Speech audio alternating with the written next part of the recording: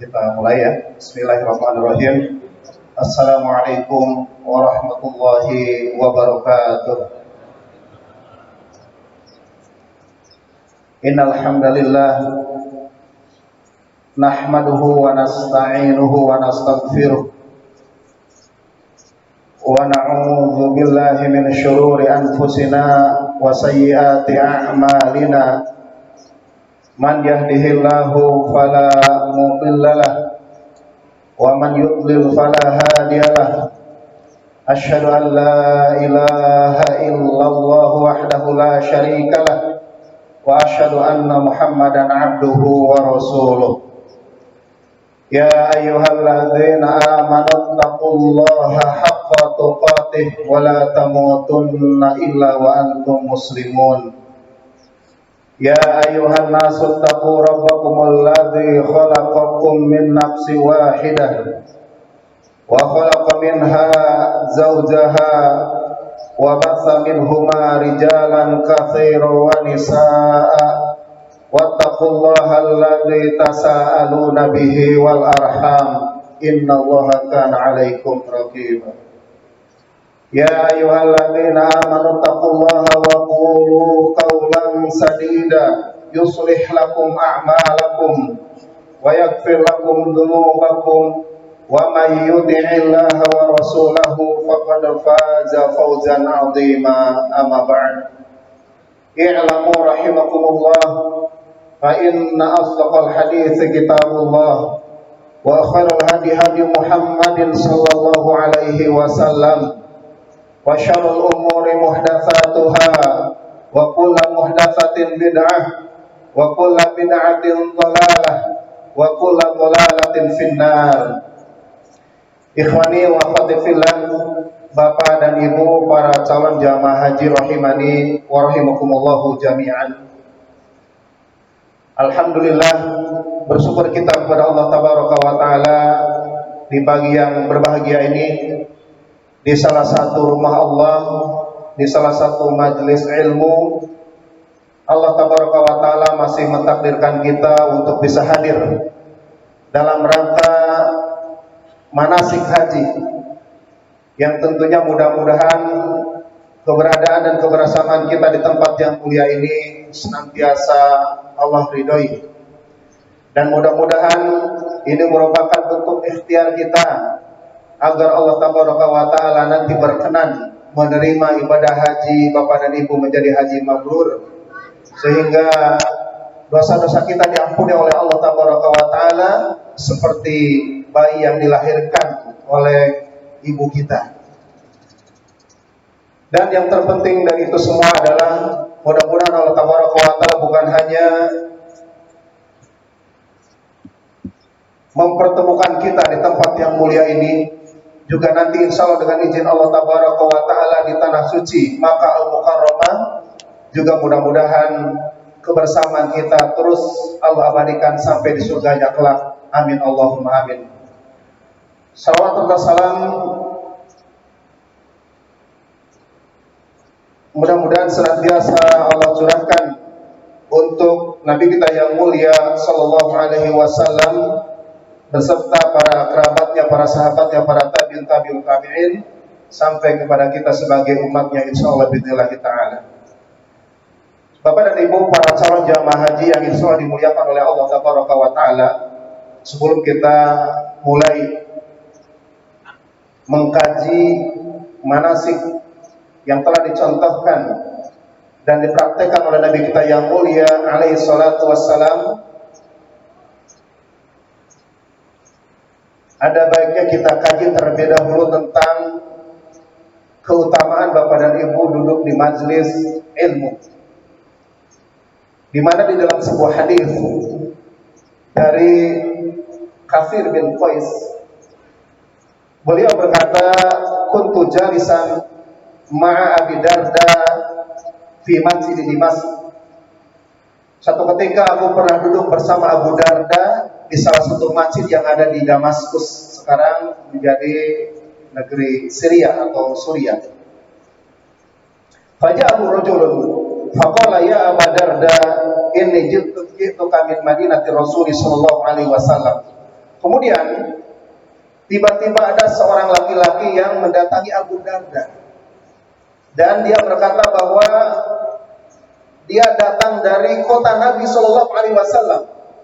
Jadi bisa dibayangkan jarak dari Madinah Al-Munawwarah ke Syria. Tentunya jarak yang sangat jauh, dan jangan dibayangkan dengan alat transportasi yang hari ini kita dapatkan dengan mudah,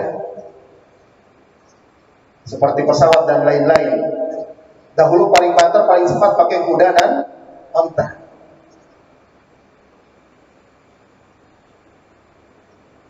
Li hadisin balaghani annaka tuhaddisu an Rasulillah sallallahu alaihi wasallam.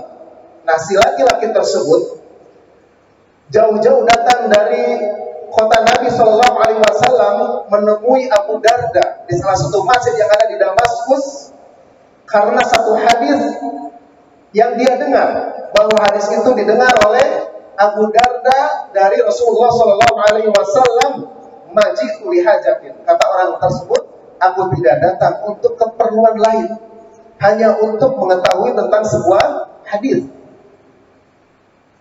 Qala, kemudian Abu Darda berkata, fa inni sami'tu Rasulullah sallallahu alaihi wasallam yaqul, sesungguhnya aku telah mendengar Rasulullah sallallahu alaihi wasallam bersabda, man salaka thariqan, barang siapa yang menempuh satu jalan, yatlubu fihi ilman,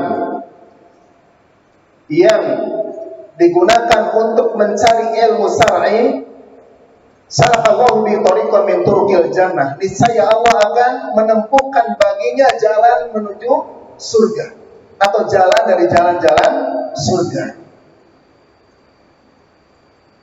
Jadi kalau Bapak dan Ibu ikhlas duduk di majelis ilmu ini semata-mata dalam rangka mencari ridha Allah Tabaraka wa Ta'ala, maka faidah yang pertama yang dapat dipetik oleh Bapak dan Ibu, Allah Tabaraka wa Ta'ala akan menempuhkan jalan dari jalan-jalan surga. Atau di dalam riwayat yang lain, sahhalallahu lahu bihi thariqan ila jannah, niscaya Allah Tabaraka wa Ta'ala akan mudahkan dengan mencari ilmu syar'i tersebut jalan menuju surga. Kita berdoa mudah-mudahan keberadaan kita di tempat yang mulia ini menjadi penyebab kita dimudahkan masuk ke dalam surga Allah Tabaraka wa Ta'ala. Wa innal malaikata la tad'u ajnihataha ridwan li thalibil ilmi, dan sesungguhnya para malaikat ridho, rela membentangkan sayap-sayapnya kepada para penuntut ilmu. Ini satu kabar gembira dari Allah Tabaraka wa Ta'ala lewat lisan Nabi-Nya yang mulia alaihi salatu wasalam, di mana para malaikat ridho dengan para penuntut ilmu dan membentangkan sayapnya bertumpuk-tumpuk sampai ke langit. Wa innal 'alima la yastaghfiru lahu man fis samawati wa man fil ardi wal hitanu fi jawfil ma. Dan sesungguhnya orang yang alim, orang yang berilmu akan dimintakan ampun oleh seluruh makhluk yang ada di bumi dan di langit, sampai ikan yang ada di lautan memintakan ampun kepada Allah Tabaraka wa Ta'ala. Masya Allah. Ini faidah berikutnya dari menuntut ilmu syar'i. Jadi Bapak dan Ibu, insya Allah bi'idznillah ta'ala akan apa? Dimintakan ampun oleh makhluk yang ada di bumi dan di langit, sampai ikan yang ada di lautan atau di kolam, semuanya memintakan ampun kepada Allah Tabaraka wa Ta'ala. Wa inna fadlal 'alim 'ala al-'abid ka fadlil qamari lailatal badri 'ala sa'iril kawakib. Dan sesungguhnya seorang alim, seorang yang berilmu di atas abid, seorang ahli ibadah seperti bulan purnama di tengah bintang-bintang. Wa innal ulama warathatul anbiya, dan sesungguhnya para ulama atau ahli ilmu itu merupakan pewaris para nabi. Wa innal anbiya lam yuwarisu dinaran wala dirhaman, dan sesungguhnya para nabi tidak pernah mewariskan dinar dan dirham, tidak pernah mewariskan harta dunia. Wa rasul ilma, akan tetapi para nabi mewariskan ilmu. Faman akhadahu akhadha bihadin wafirin, maka barang siapa yang mengambil warisan tersebut, maka dia telah mengambil bagian yang sangat banyak. Inilah beberapa faidah yang dapat kita ambil manakala kita mau duduk di majelis ilmu. Kemudian Bapak dan Ibu rahimani wa rahimakumullah jami'an, tadi Ustaz Wawan telah sedikit menyinggung kaitan dengan dua syarat yang dapat mengantarkan seluruh amal ibadah, termasuk di dalamnya ibadah haji, dapat diterima oleh Allah Tabaraka wa Ta'ala. Maka jangan mimpi Bapak dan Ibu, ibadah haji yang nanti insya Allah akan ditunaikan, yang akan dilaksanakan beberapa bulan lagi, dapat diterima oleh Allah Tabaraka wa Ta'ala kalau tidak memenuhi dua syarat. Ada yang tahu? Apa syarat pertama yang dapat mengantarkan seluruh amal ibadah termasuk di dalamnya ibadah haji diterima oleh Allah Tabaraka wa Ta'ala? Ikhlas niat. Kemudian yang kedua apa? Mutaba'ah atau al-ittiba'. Satu ketika seorang ulama besar, Fudail bin Iyad, ketika dibacakan firman Allah yang terdapat di dalam surat Al-Mulk ayat 2, juga terdapat di dalam surat Hud ayat 7. Allah berfirman, "Alladzi khalaqal mauta wal hayata liyabluwakum ayyukum ahsanu amal." Dialah zat Allah Tabaraka wa Ta'ala yang telah menciptakan kematian dan kehidupan, liyabluwakum, untuk menguji kalian siapa di antara kalian yang paling baik amalnya. Di dalam tafsir Ibnu Katsir berkata, Allah Tabaraka wa Ta'ala tidak menggunakan kalimat aktsaru amalan, tidak menggunakan kalimat siapa di antara kalian yang paling banyak amalnya, akan tetapi Allah Tabaraka wa Ta'ala memakai ahsanu amalan, siapa di antara kalian yang paling baik amalnya. Kata Fudail bin Iyad, yang dimaksud dengan ahsanu amalan, amalan yang paling baik itu adalah akhlasuhu wa aswabuhu.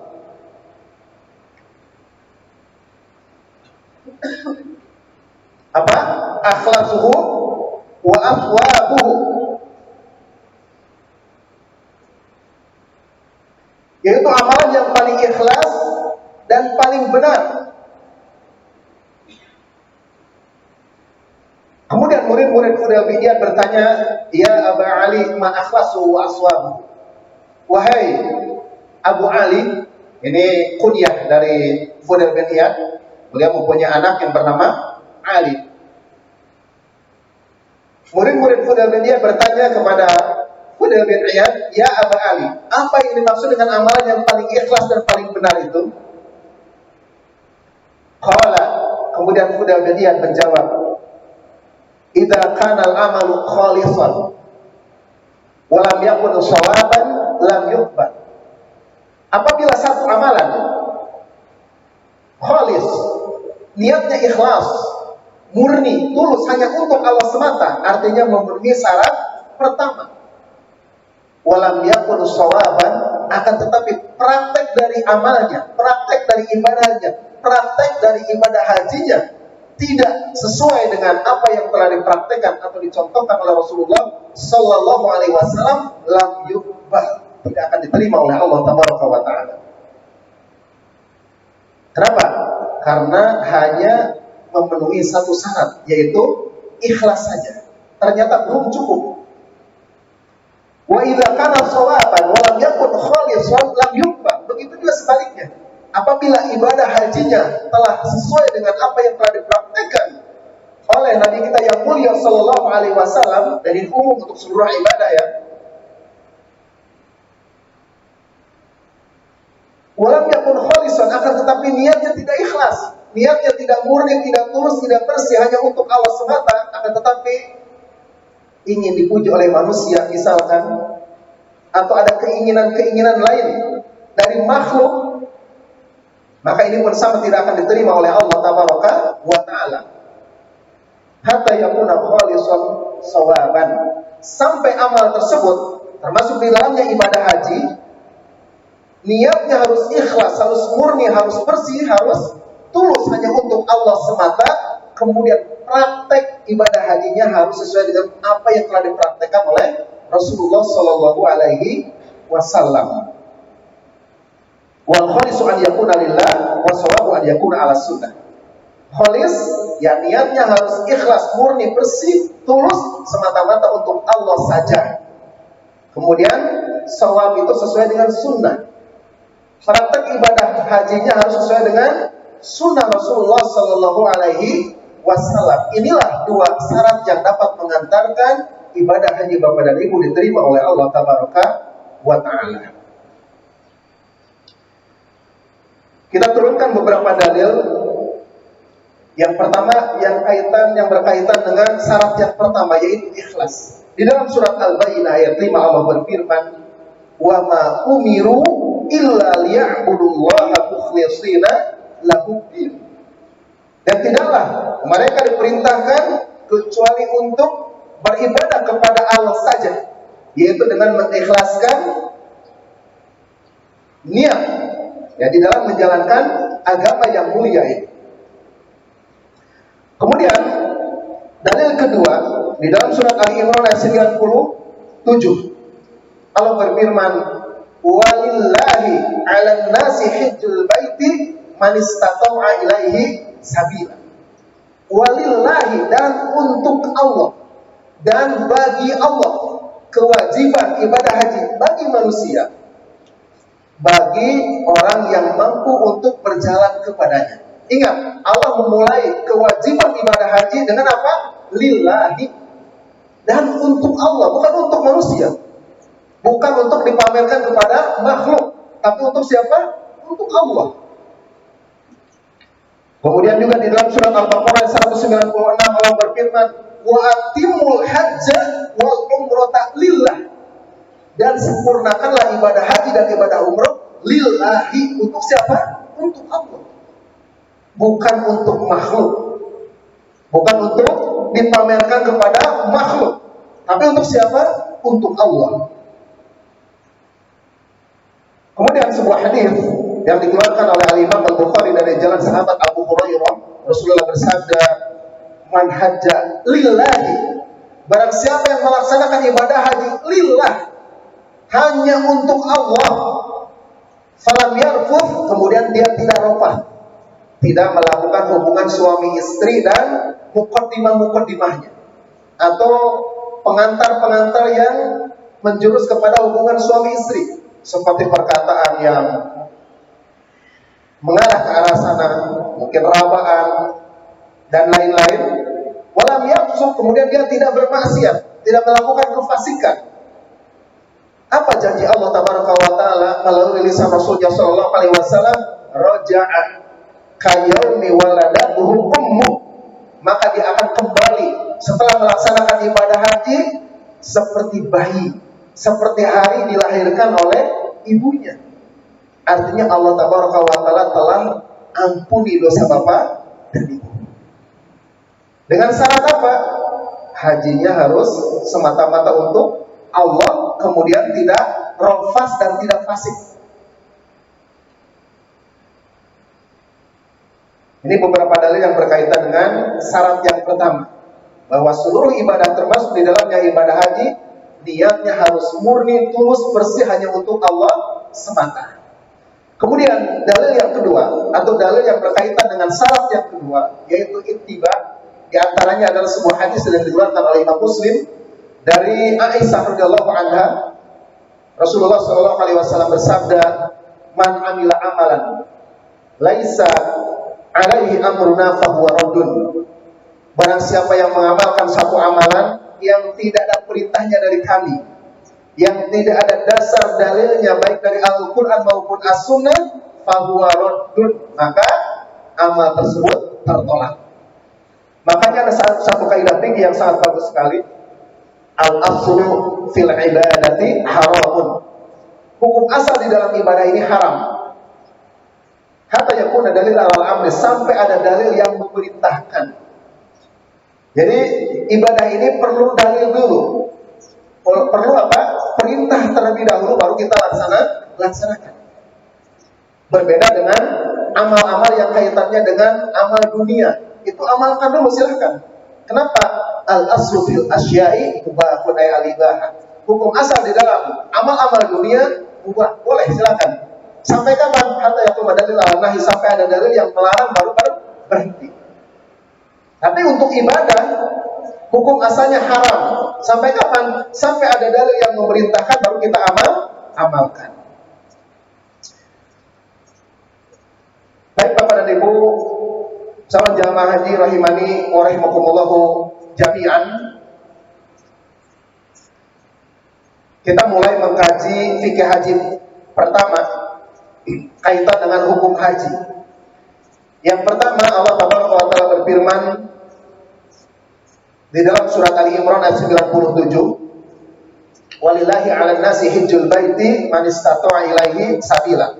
Kalau di dalam buku yang telah dibagikan, buku yang ditulis oleh Dr.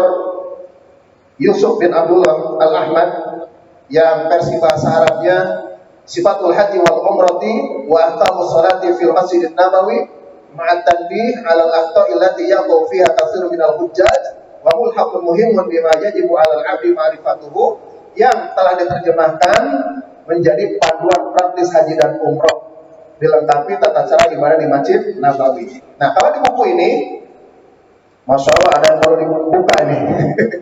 Apa baru nerima? Tidak apa-apa, silakan dibuka. Halaman 1. Di halaman 1 membahas tentang hukum haji. Silakan. Ya, kembali bisa dilihat di slide di depan. Kalau di buku ini ada di halaman 1. Allah berfirman di dalam surat Ali Imran ayat 97. Dan bagi Allah, atau hanya untuk Allah kewajiban haji bagi manusia, bagi orang yang mampu untuk berjalan kepadanya. Kemudian Allah berfirman di dalam surat Al-Baqarah ayat 196, wa atimul hajja wal umrata lillah, dan sahkanlah ibadah haji dan ibadah umroh hanya untuk Allah. Kemudian dalil yang datang dari hadis Nabi kita yang mulia sallallahu alaihi wasallam, di antaranya adalah sebuah hadis yang dikeluarkan oleh Al-Imam Al-Bukhari dan Imam Muslim dari sahabat Ibnu Umar. Rasulullah sallallahu alaihi wasallam bersabda, "Bunyal Islamu ala khamsin, syahadati an la ilaha illallah wa anna Muhammadar Rasulullah." Islam dibangun di atas 5 perkara. Ini yang disebut dengan rukun Islam. Syahadat an la ilaha illallah wa anna Muhammadar Rasul, yang pertama adalah bersaksi bahwasanya tidak ada ilah yang berhak diibadahi dengan benar kecuali Allah, dan bahwasanya Muhammad merupakan utusan Allah. Wa iqamus shalah, kemudian mendirikan salat. Wa itaiz zakat, menunaikan zakat. Wal haji, yaitu melaksanakan ibadah haji. Wa shaumi Ramadan, dan yang terakhir adalah melaksanakan saum di bulan Ramadan. Ini yang dikenal dengan rukun Islam. Makanya Bapak dan Ibu, ketika hadir di majelis ilmu ini tidak langsung diberikan fikul haji, tapi lebih dahulu dibahas tentang akidah. Kenapa? Karena akidah ini merupakan rukun Islam pertama. Begitu juga nanti akan diajarkan tentang sifat salat Nabi dan seterusnya dan seterusnya. Kenapa? Karena haji ini merupakan rukun Islam keberapa? Kelima. Maka rukun ke-1, ke-2, ke-3, ke-4 harus kuat terlebih dahulu.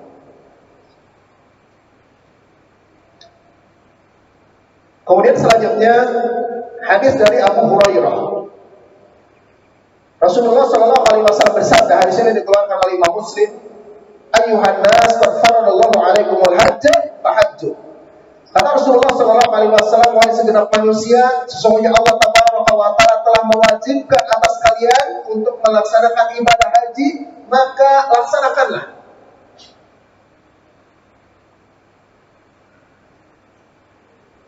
Kemudian yang terakhir, sebuah hadis yang diriwayatkan oleh Al-Imam Ahmad, Abu Dawud, An-Nasai dan Ibnu Majah dari sahabat Ibnu Abbas.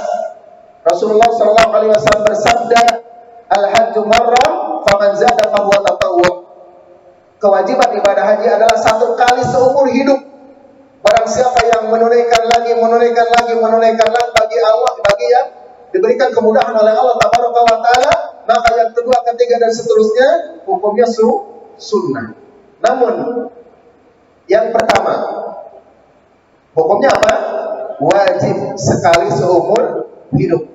Maka Bapak dan Ibu, kesimpulan dari apa yang tadi telah kita turunkan dalil-dalilnya, telah kita kaji, maka hukum haji hukumnya apa? Wajib sekali seumur hidup. Ini di buku ini ada di halaman 1. Nah, kemudian selanjutnya setelah kita tahu bahwa hukum haji ini wajib sekali seumur hidup, di sana ada syarat wajib haji. Ada syarat wajib haji. Di dalam buku ini ada di halaman berapa? Halaman 2. Ya, ada di halaman 2.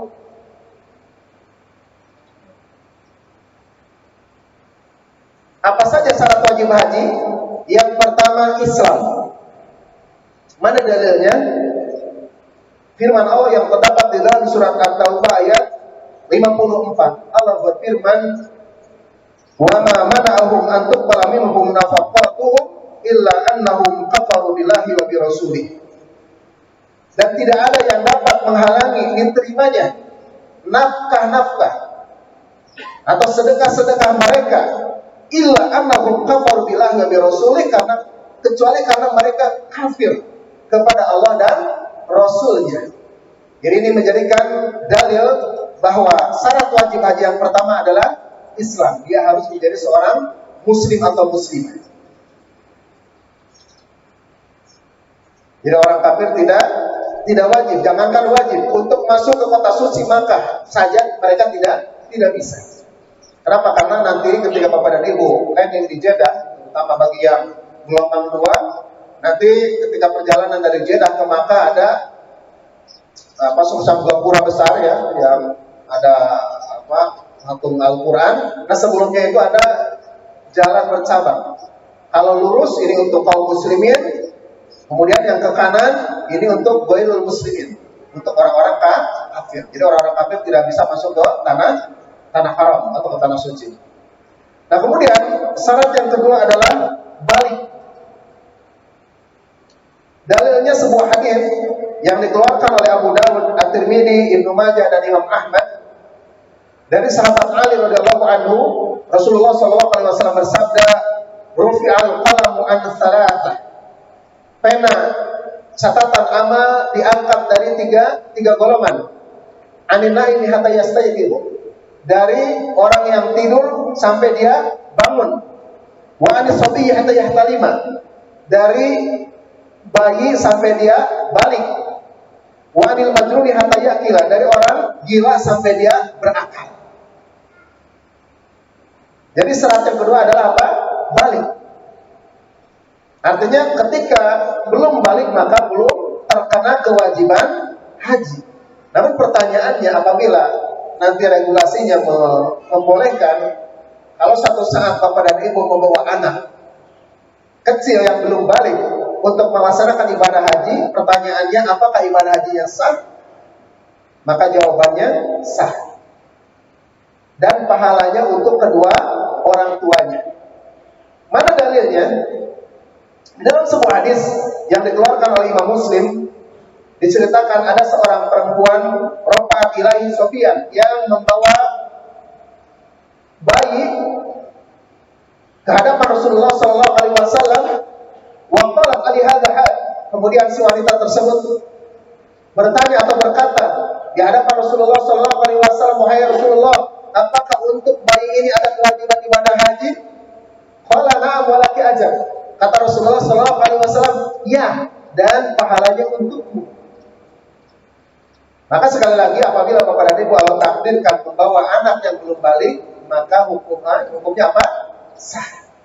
Hukum ibadah hajinya sah dan pahalanya untuk kedua orang tuanya, namun belum menggugurkan kewajiban si bayi tersebut manakala bayi tersebut satu saat balik dan mampu. Bisa dipahami? Jadi belum menggugurkan kewajiban. Ketika si bayi tersebut suatu saat balik dan mampu, maka dia wajib untuk melaksanakan ibadah haji untuk dirinya sendiri. Yang menjadi dalil akan hal ini adalah sebuah hadis dari Ibnu Abi Syaibah dan Al-Baihaqi dari sahabat Ibnu Abbas radhiyallahu anhu. Rasulullah sallallahu alaihi wasallam bersabda, "Ayyul masrubiyyin hajja summa balaghal hansa fa'alayhi an yahujja hajjatan ukhra."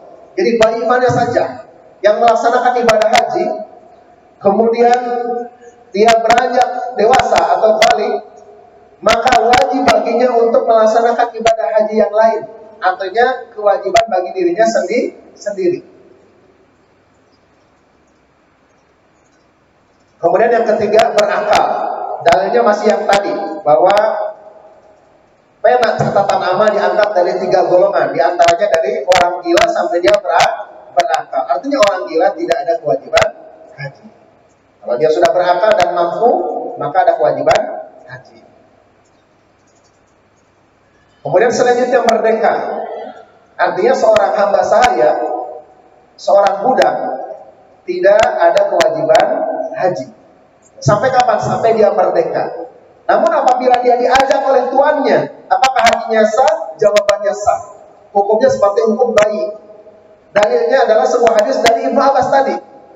Ini potongan atau kelanjutan dari hadisnya. Wa ayyuma 'abdin hajja tsumma utiqa falayhi an yahujja hajjatan ukhra. Hamba sahaya mana saja, budak mana saja yang melaksanakan ibadah haji, kemudian dia merdeka atau dimerdekakan, maka wajib baginya untuk melaksanakan ibadah haji yang lain yang untuk dirinya, manakala dia telah merdeka dan mampu. Ya, artinya sama hukumnya seperti hukum bayi. Apabila si hamba sahaya tersebut diajak oleh tuannya untuk melaksanakan ibadah haji, maka hajinya sah, namun belum menggugurkan kewajiban haji bagi dirinya sendiri ketika dia telah merdeka dan mampu. Kemudian selanjutnya mampu. Dalilnya surat Al-Imran ayat 97, "Walillahi 'alan nasi hijjul baiti man istata'a ilaihi sabila." Ya, sabila. Dan bagi Allah kewajiban haji bagi manusia, bagi yang mampu, ia berjalan kepadanya. Nah, mampu di sini jelas oleh para ulama, mampu secara materi dan mampu secara fisik. Kalau Bapak dan Ibu memenuhi 2 syarat ini, mampu secara materi dan mampu secara fisik, maka Bapak dan Ibu telah terkena kewajiban haji. Tapi kalau ada yang mampu secara fisik tapi tidak mampu secara materi, maka gugur kewajibannya. Sekali lagi, kalau ada yang mampu secara fisik, dia kuat, mampu untuk duduk di atas pesawat, mampu untuk berjalan ke Masy'aril al-Muqaddasah, ke tempat-tempat pelaksanaan ibadah haji, mampu untuk melaksanakan tawaf, sa'i, melempar jamrah dan lain-lain, untuk wukuf di Arafah dan lain-lain. Namun dia tidak punya uang, tidak punya bekal, maka gugur kewajibannya. Dia tidak wajib haji. Namun sebaliknya, apabila dia mampu dari sisi materi tapi tidak mampu dari sisi fisik, dia tetap terkena kewajiban haji, namun hendaklah dia membadalkan. Ini bedanya ya. Kalau tidak mampu secara fisik tapi mampu secara materi, maka dia tetap wajib haji, namun dibadalkan. Ini ada pembahasan tersendiri ya. Ada pembahasan tersendiri. Artinya yang membadalkan harus pernah melaksanakan ibadah haji untuk dirinya, baru boleh membadalkan orang lain. Nah, kemudian selanjutnya ini tambahan untuk wanita ya, harus adanya mahram. Dalilnya adalah sebuah hadis yang dikeluarkan oleh Imam Bukhari dan Muslim dari sahabat Abdullah bin Abbas atau Ibn Abbas radhiyallahu anhu. Beliau berkata, aku mendengar Nabi kita yang mulia alaihi salatu wassalam berkhutbah kemudian bersabda, la yaqulwanna rajulun bi imra'atin illa wa ma'ahu mahramin wa la tusafirul mar'atu ila ma'adhi mahramin. Faqama rajulun faqala ya Rasulullah, inna imra'ati kharajat hajatan wa inni kutibtu fi ghazwatin kada wa kada, qala intaliq fahujja ma imra'atik. Di dalam hadis yang mulia ini Rasulullah SAW bersabda, tidak boleh seorang laki-laki berkhulwah, berdua-duaan dengan seorang wanita kecuali dibarengi dengan mahramnya. Dan tidak boleh seorang wanita melaksanakan safar kecuali dibarengi dengan mahramnya. Kemudian tiba-tiba berdiri seorang laki-laki, "Wahai Rasulullah, sesungguhnya istriku akan keluar untuk melaksanakan ibadah haji, sementara aku telah terdaftar di dalam perang ini dan itu." Jadi Masya Allah ya. Jadi perang yang akan dilaksanakan itu sudah dibuka pendaftarannya, kemudian dia terdaftar. Mau mengikuti perang ini, perang itu, perang itu, perang itu. Waqala, kemudian Rasulullah SAW bersabda, "Intalik fahujjah ma'a imra'atik." Pergilah engkau, kemudian berhajilah bersama istri. Artinya tinggalkan perang-perang yang memang sudah dia terdaftar di dalamnya. Ini satu dalil yang menjelaskan bahwa wanita ketika melaksanakan ibadah haji wajib untuk dibarengi dengan mahram. Apa arti dari mahram? Orang yang haram untuk dinikahi. Seperti siapa? Bapak, kemudian kakek, ya ke atas paman, kemudian saudara laki-laki, baik kakak maupun adik yang sudah balik ya, atau anak laki-laki atau cucu laki-laki, itu adalah mahram. Dan yang paling berhak untuk menemani seorang perempuan adalah suaminya. Adalah suaminya. Tapi kalau suaminya berhalangan, maka boleh diganti dengan mahramnya yang tadi disebutkan. Baik, lanjut. Nah, kemudian Bapak dan Ibu rahimani wa rahimakumullah jami'an, ibadah yang sangat agung ini memiliki banyak keutamaan. Di antaranya yang pertama, jamaah haji merupakan tamu Allah. Ini kabar gembira dari Nabi kita yang mulia alaihi salatu wassalam berdasarkan wahyu dari Allah tabaraka wa taala di dalam sebuah hadis yang dikeluarkan oleh Ibnu Majah dan Ibnu Hibban dari sahabat Abdullah bin Umar. Rasulullah SAW bersabda, "Al-ghazi fi sabilillah wal haji wal mu'tamir waqtullah da'ahu fa'ajabuhu wa sa'aluhu fa'atahum."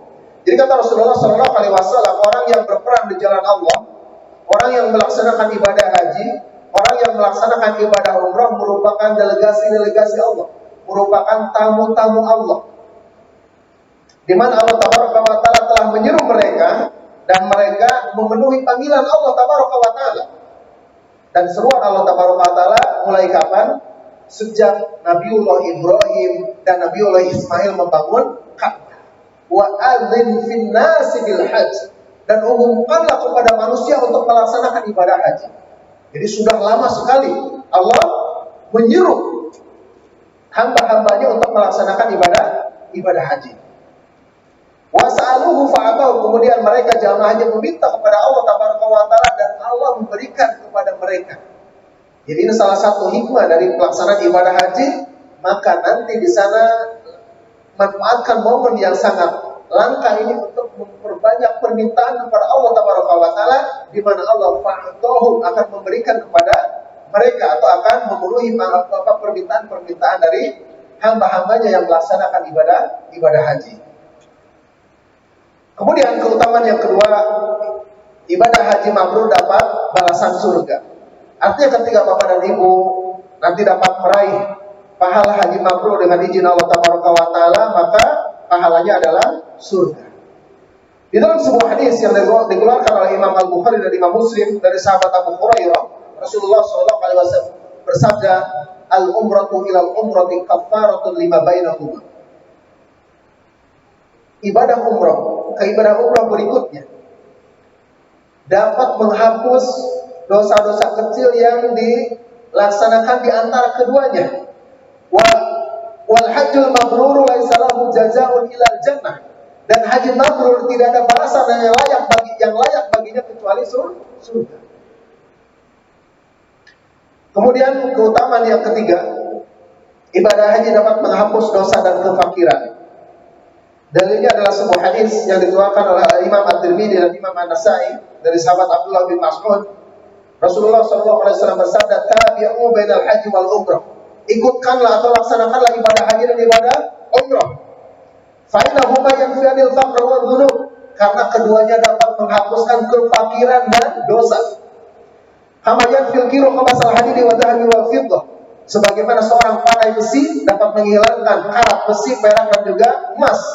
Walaysa lil hajjil mabrur thawabun dunal jannah, dan tidak ada balasan yang paling layak untuk haji mabrur kecuali surga. Kemudian keutamaan yang berikutnya, ibadah haji merupakan jihadnya kaum wanita.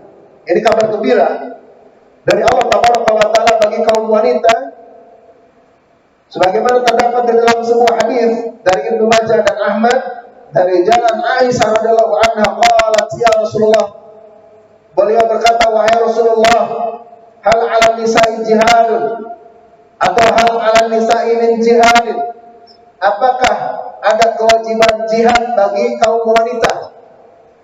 Qala, Rasulullah bersabda, na'am, iya, alaihina jihadun, ada kewajiban jihad bagi kaum wanita, la qitala fihi, yang tidak ada peperangan di dalamnya, al-hajju wal umratu, yaitu ibadah haji dan ibadah umrah. Jadi ibadah haji dan ibadah umrah merupakan jihad bagi kaum wanita. Baik, kemudian selanjutnya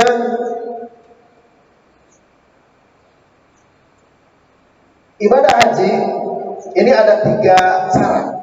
Ada namanya ansak as-salasah.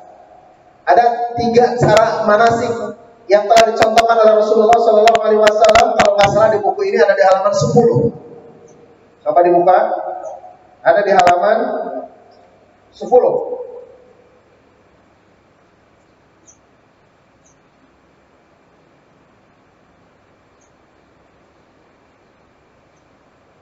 Jadi sekali lagi, para ulama mengenalkan kepada kita tentang ansar as-salasah, 3 cara manasik haji yang telah dicontohkan oleh Rasulullah SAW. Yang pertama adalah tamattu.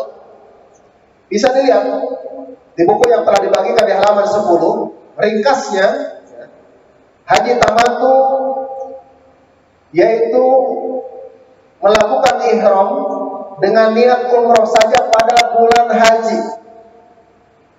Jadi ketika seorang jamaah haji yang ingin mengambil haji tamattu, ketika sampai di mikot, di tempat niat, nanti akan dijelaskan mana saja mikot yang telah ditentukan oleh Allah Taala, maka dia berniat untuk umroh saja dengan mengucapkan labaika umrotan atau labaika Allahumma umrotan.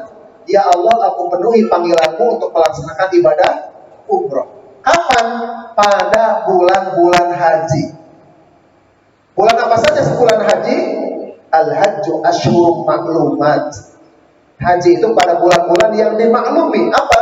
Bulan Syawal, kemudian bulan Dzulqa'dah, dan 10 hari pertama bulan Dzulhijjah. Inilah disebut dengan Ashurul Hajj, bulan-bulan haji. Nah, yang mengambil haji tamattu ketika sampai di mikot, dia berniat untuk umroh saja.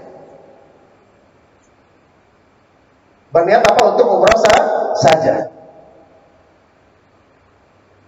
Setelah selesai melaksanakannya, kemudian di tanggal 8 Dzulhijjah dia berniat kembali untuk melaksanakan ibadah haji dengan mengatakan atau berniat labbaika hajjan atau labbaika Allahumma hajjan sampai selesai pelaksanaan ibadah haji.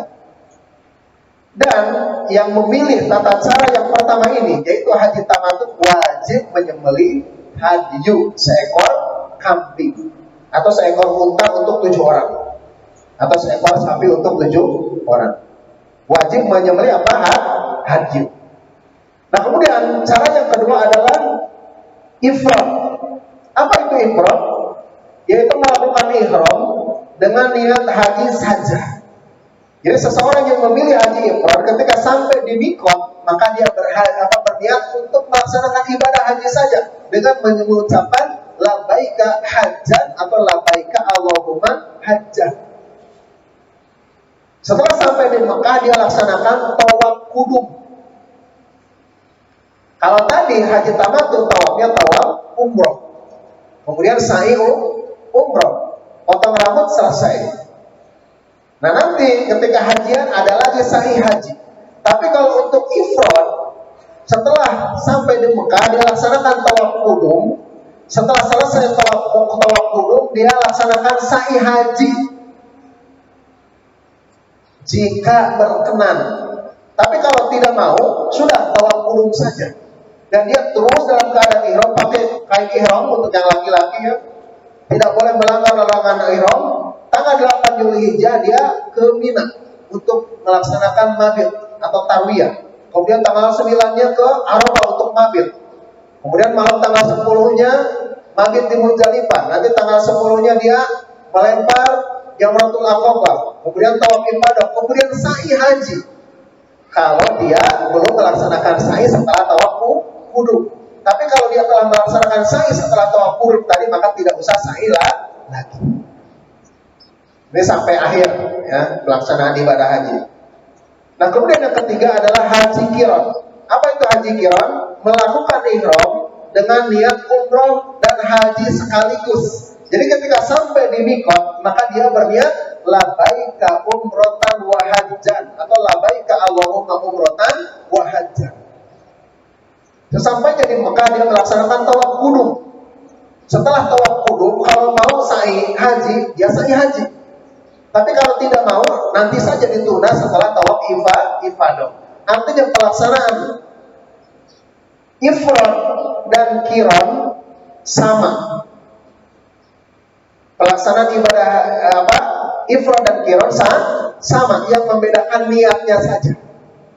Kalau haji ifrad ketika di mikot dia berniat labaika Allahumma hajjan, kalau qiran digabung labaika Allahumma umratan wa hajjan. Jadi perbedaan yang pertama. Perbedaan yang kedua, kalau qiran wajib menyembelih hadyu, kalau ifrad tidak. Nah, dari tiga ini, tamattu, qiran dan ifrad, kalau orangnya disebut dengan mutamatir, kalau qiran disebut dengan qarin, kalau ifrad disebut dengan mufrid. Dari tiga ini, mana yang paling utama? Mana yang paling afdal? Adalah tamattu. Ya, yang paling afdal adalah tamattu. Mana dalilnya? Nabi kita yang mulia alaihi salatu wassalam ketika beliau selesai melaksanakan ibadah sa'i di Bukit Marwah, beliau bersabda di dalam hadis Jabir radhiyallahu anhu, beliau bersabda, "Law anistaqbaltu min amri mastaqbaltu lam asukil hadya wa ja'altuha umratan. Faman kana minkum laisa lahu hadyun falyahilla wa liyaj'alha umratan." Jadi kata Nabi kita yang mulia alaihi salatu wasallam, kalau kita terjemahkan secara bebas, kalaulah aku mengetahui apa yang akan terjadi, atau kalaulah aku bisa mengulang apa yang telah terjadi, niscaya aku tidak akan membawa hewan hadyu. Dan hewan hadyu Rasulullah Shallallahu Alaihi Wasallam tidak main-main, tidak kaleng-kaleng kalau kata orang sekarang. Berapa? 100 ekor unta. Padahal yang diwajibkan oleh Allah Taala bagi orang yang melaksanakan haji tamattu dan haji qiran hanya seekor kambing. Tapi Nabi kita yang mulia alaihi salatu wasallam berapa? 100 ekor unta. Ini khusus ya. Rasulullah Shallallahu Alaihi Wasallam membawa hewan haji berapa? 100 ekor unta. Nah, kata Rasulullah Shallallahu Alaihi Wasallam, kalau aku bisa mengulang apa yang telah terjadi, atau kalau aku tahu apa yang akan terjadi, dan ini menunjukkan bahwa Nabi kita yang mulia alaihi salatu wassalam sama seperti kita, manusia biasa yang tidak mengetahui sesuatu kecuali kalau diberitahukan oleh Allah Taala. Kata Rasulullah Shallallahu Alaihi Wasallam, kalau boleh aku mengulang apa yang telah terjadi, niscaya aku tidak akan membawa hadyu. Artinya akan merubah niatnya menjadi haji tamattu. Akan menjadikan apa? Umrah. Maka kata Rasulullah Shallallahu Alaihi Wasallam, barang siapa di antara kalian laisa ma'ahu hadyun, yang tidak membawa hewan hadyu dari Madinah atau dari negaranya, Falyahilla, maka hendaklah dia bertahallul, hendaklah dia keluar atau menyelesaikan ihramnya atau merubah niatnya dari haji ifrad menjadi haji tamattu.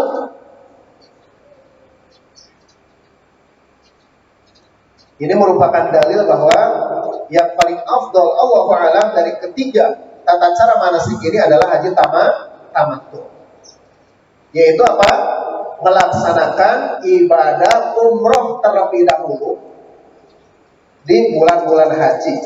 Sampai selesai melaksanakan ibadah umroh, kemudian dalam masa-masa menanti itu tahallul ya, masa-masa selesai dari melaksanakan umroh, kemudian menunggu datangnya tanggal 8 Dzulhijjah, baru dia berniat lagi untuk melaksanakan ibadah haji.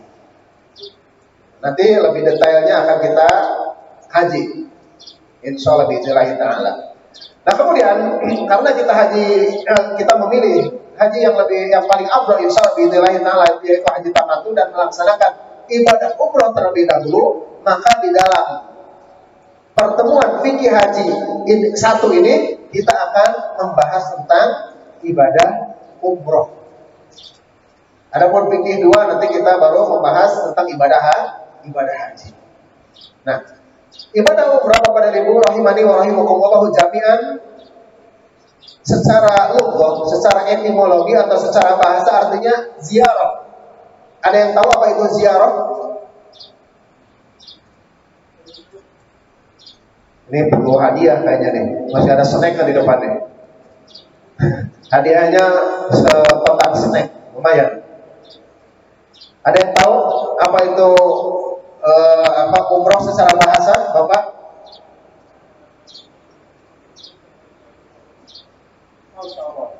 Ini kepanjangan. Apa dapat 2 kotak? Ya, jadi ringkas. Secara bahasa, umroh itu adalah ziarah. Artinya apa? Berkunjung. Adapun dalam terminologi syariat atau dalam istilah syar'i, umroh itu adalah ziaratul Ka'bati ala wajhin makhsusin ma'a tawafi wa sa'i wal halq aw taksir. Yaitu mengunjungi Ka'bah atau mengunjungi Baitullah dengan cara-cara khusus, yaitu dengan apa yang telah dipraktekkan oleh Rasulullah SAW, kemudian tawaf mengelilingi Ka'bah 7 putaran, kemudian setelah itu sa'i antara Bukit Safa dan Marwah, dan diakhiri dengan memotong rambut. Bagi laki-laki ada 2 cara. Yang pertama halaq, yaitu memotong habis rambut kepala. Yang kedua taksir, memendekkan secara merata. Kalau mau 1 cm semua. Ini 2 cara saja. Adapun menggunting sedikit di depan, di samping, di belakang, maka ini tidak sesuai dengan sunnah. Ini salah satu dari perkataan Syafi'iyah atau dari di dalam mazhab Imam Syafi'i. Namun yang sahih sesuai dengan dalil hanya 2 cara bagi laki-laki, memotong habis rambut kepala atau memendekkan secara merata. Adapun bagi wanita, caranya adalah menghimpun seluruh rambut, kemudian ujung rambutnya dipotong seukuran jari yang ditumbuhi kuku atau kurang lebih 1 cm. Ini pengertian dari ibadah umrah. Nah kemudian ibadah yang sangat agung ini memiliki 3 istilah. Yang pertama adalah ihram.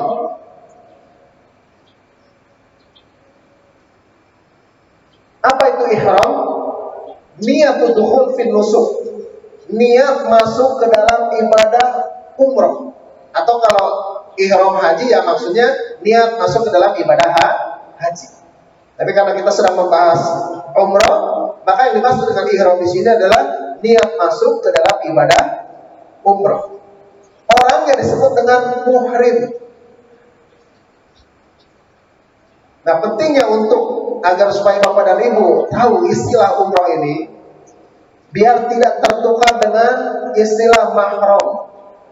Mungkin sering kita mendengar bahwa seorang wanita tidak boleh bepergian atau bersafar kecuali dibarengi dengan muhrim. Sering nggak dengar seperti itu? Yang tepat adalah mahram. Muhrim itu orang yang sedang haji atau umroh. Jadi sekali lagi, mahram itu yang haram untuk dinikahi, yang sebagai teman safar bagi seorang wanita. Adapun muhrim adalah orang yang sedang ihram, baik ihram haji maupun ihram umroh. Jadi orangnya sekali lagi disebut dengan muhrim. Kemudian istilah yang kedua, mahduratul ihram, larangan-larangan ihram yang tidak boleh dilanggar oleh orang yang sedang ihram. Ya, jadi sekali lagi, mahduratul ihram, larangan-larangan ihram yang tidak boleh dilanggar oleh orang yang sedang ihram. Nah, seseorang disebut sedang ihram kalau ihramnya ihram umroh, ketika dia atau setelah dia berniat di miqat dengan mengucapkan labbaika Allahumma umratan, sampai kapan? Sampai menggunting rambut. Itu adalah masa ihram. Artinya sebelum dia niat di miqat dan setelah dia menggunting rambut, maka itu di luar ihram, tidak berlaku larangan-larangan ihram. Kita analogikan, seseorang disebut sedang sholat, mulai kapan? Mulai takbiratul ihram. Sampai kapan disebut sholat? Sampai saat makan dan minum hukum asalnya halal apa haram? Makanan yang halal apa haram? Halal. Tapi ketika sholat, halal apa haram? Haram. Tidak boleh Bapak dan Ibu sholat sambil makan dan minum. Namun sebelum takbiratul ihram dan setelah salat boleh tidak? Boleh. Nah, analoginya seperti itu. Jadi mahduratul ihram, larangan-larangan ihram ini terlarang bagi orang yang sedang ihram. Ihram umroh dari mulai kapan? Sejak berniat dengan mengucapkan labbaika Allahumma umrotan sampai tahallul, sampai dia selesai atau keluar dari ihram. Kapan? Yaitu ketika dia telah menyudahi dengan memotong rambut. Nah, itu masa ihram ya. Artinya sebelum niat dan setelah menggunting rambut, maka tidak berlaku larangan-larangan ihram. Ini sengaja diulang-ulang karena ada sebagian jamaah dari tahun ke tahun yang mungkin ingin khusyuk di dalam beribadah, dia tidak mau mendekati istrinya, ya, tidak mau berhubungan suami istri ya, padahal di masa-masa bukan ihram.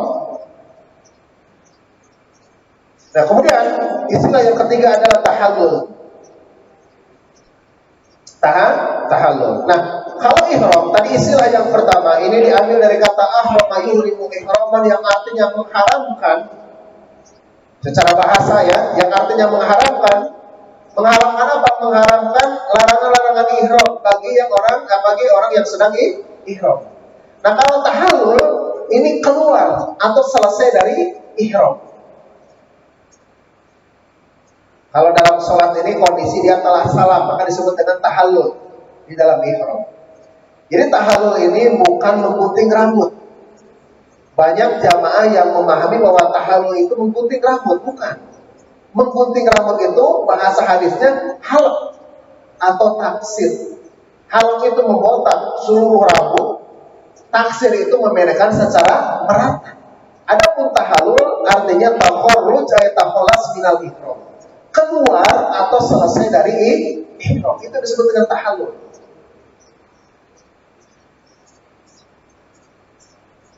Nah, kapan tahallul umroh? Ketika Bapak dan Ibu telah menggunting rambut. Maka Bapak dan Ibu telah tahallul atau telah keluar atau telah selesai dari ihram. Baik, kemudian selanjutnya mahduratul ihram. Ya, kalau di sini kita singkat atau bukan disingkat, di satu-satuin ya. Jadi ada 9. Kalau di sini kalau nggak salah ada 11. Ya. Tapi sama aja isinya. Ini ada yang dipisah, ada yang disatuin ya. Isinya sama saja. Mahduratul ihram yang pertama, ya, bisa dilihat di depan atau di buku juga bisa dilihat, silakan. Bapak dan Ibu Tidak boleh apa di sini? Menghilangkan rambut atau bulu-buluan yang tumbuh di badan. Baik dengan cara dicukur, dicabut, dan selainnya.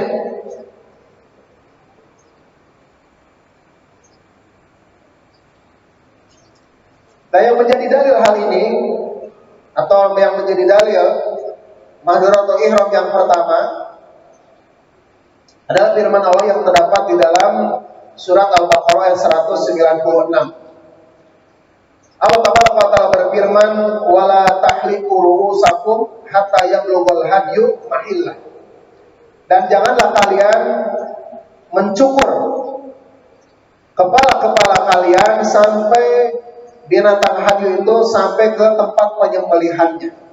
Ini menjadi dalil bahwa seorang yang sedang ihram tidak boleh menghilangkan atau mencabut bulu-buluan atau rambut yang tumbuh di badan. Seluruh rambut, seluruh bulu-buluan tidak boleh dicabut. Baik dengan cara dicukur, dicabut, dan sejenisnya. Dan ini berlaku untuk laki-laki dan perempuan. Nah, kemudian yang kedua, Bapak dan Ibu tidak boleh memotong kuku, baik kuku tangan maupun kuku kaki.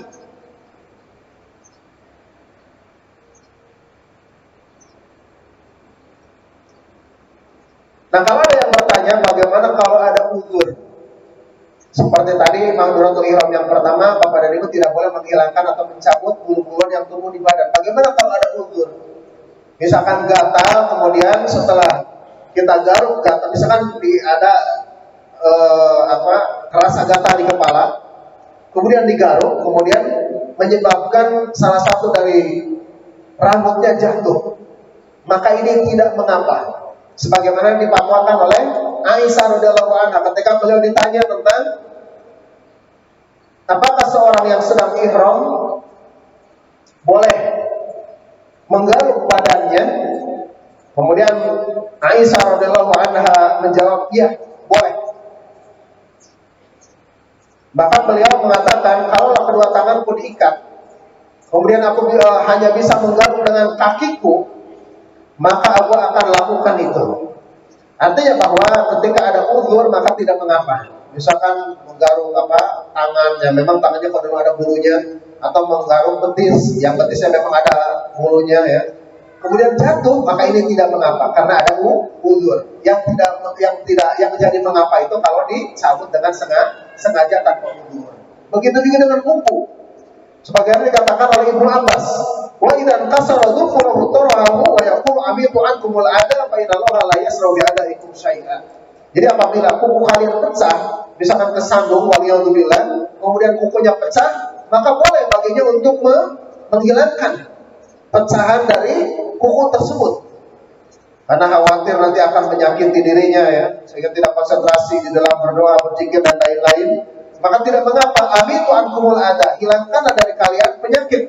Fa inna Allaha la yasra'u bi adaikum syai'a, karena Allah Taala tidak akan menghukum orang yang atau karena penyakit. Ya, jadi boleh kalau ada uzur. Kemudian yang ketiga,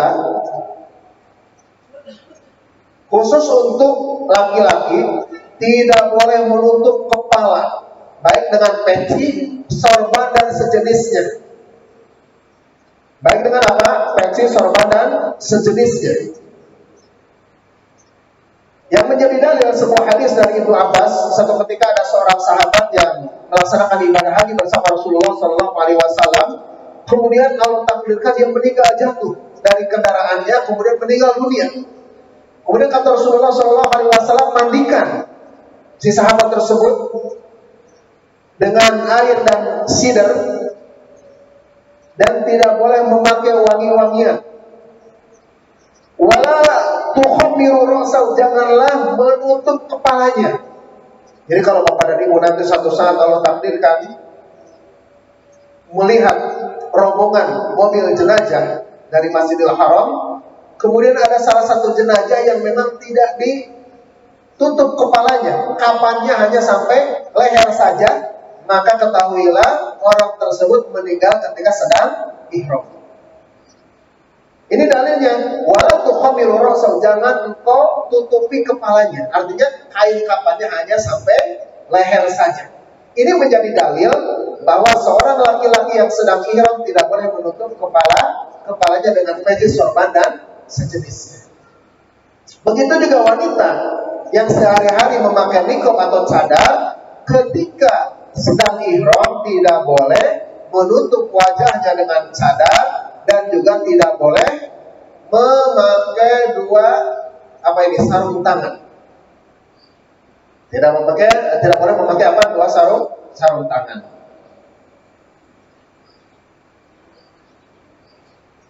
Mana dalilnya? Rasulullah Shallallahu Alaihi Wasallam bersabda, "Wala tantakibul mar'atul muhrimatu, wala talbisul kufazain." Jadi seorang wanita muhrimah, seorang wanita yang sedang melaksanakan ihram, tidak boleh menutup wajahnya dengan cadar dan tidak boleh memakai sepasang sarung tangan.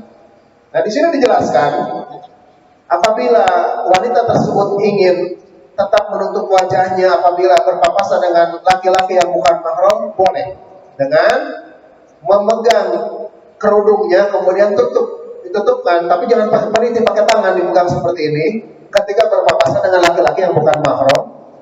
Ketika sudah tidak ada laki-laki asing lagi, dibuka kembali seperti itu. Begitu juga tangannya boleh ditutup dengan kerudungnya, ya.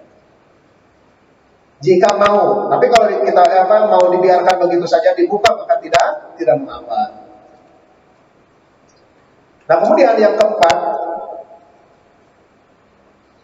khusus untuk laki-laki tidak boleh memakai pakaian yang berjahit.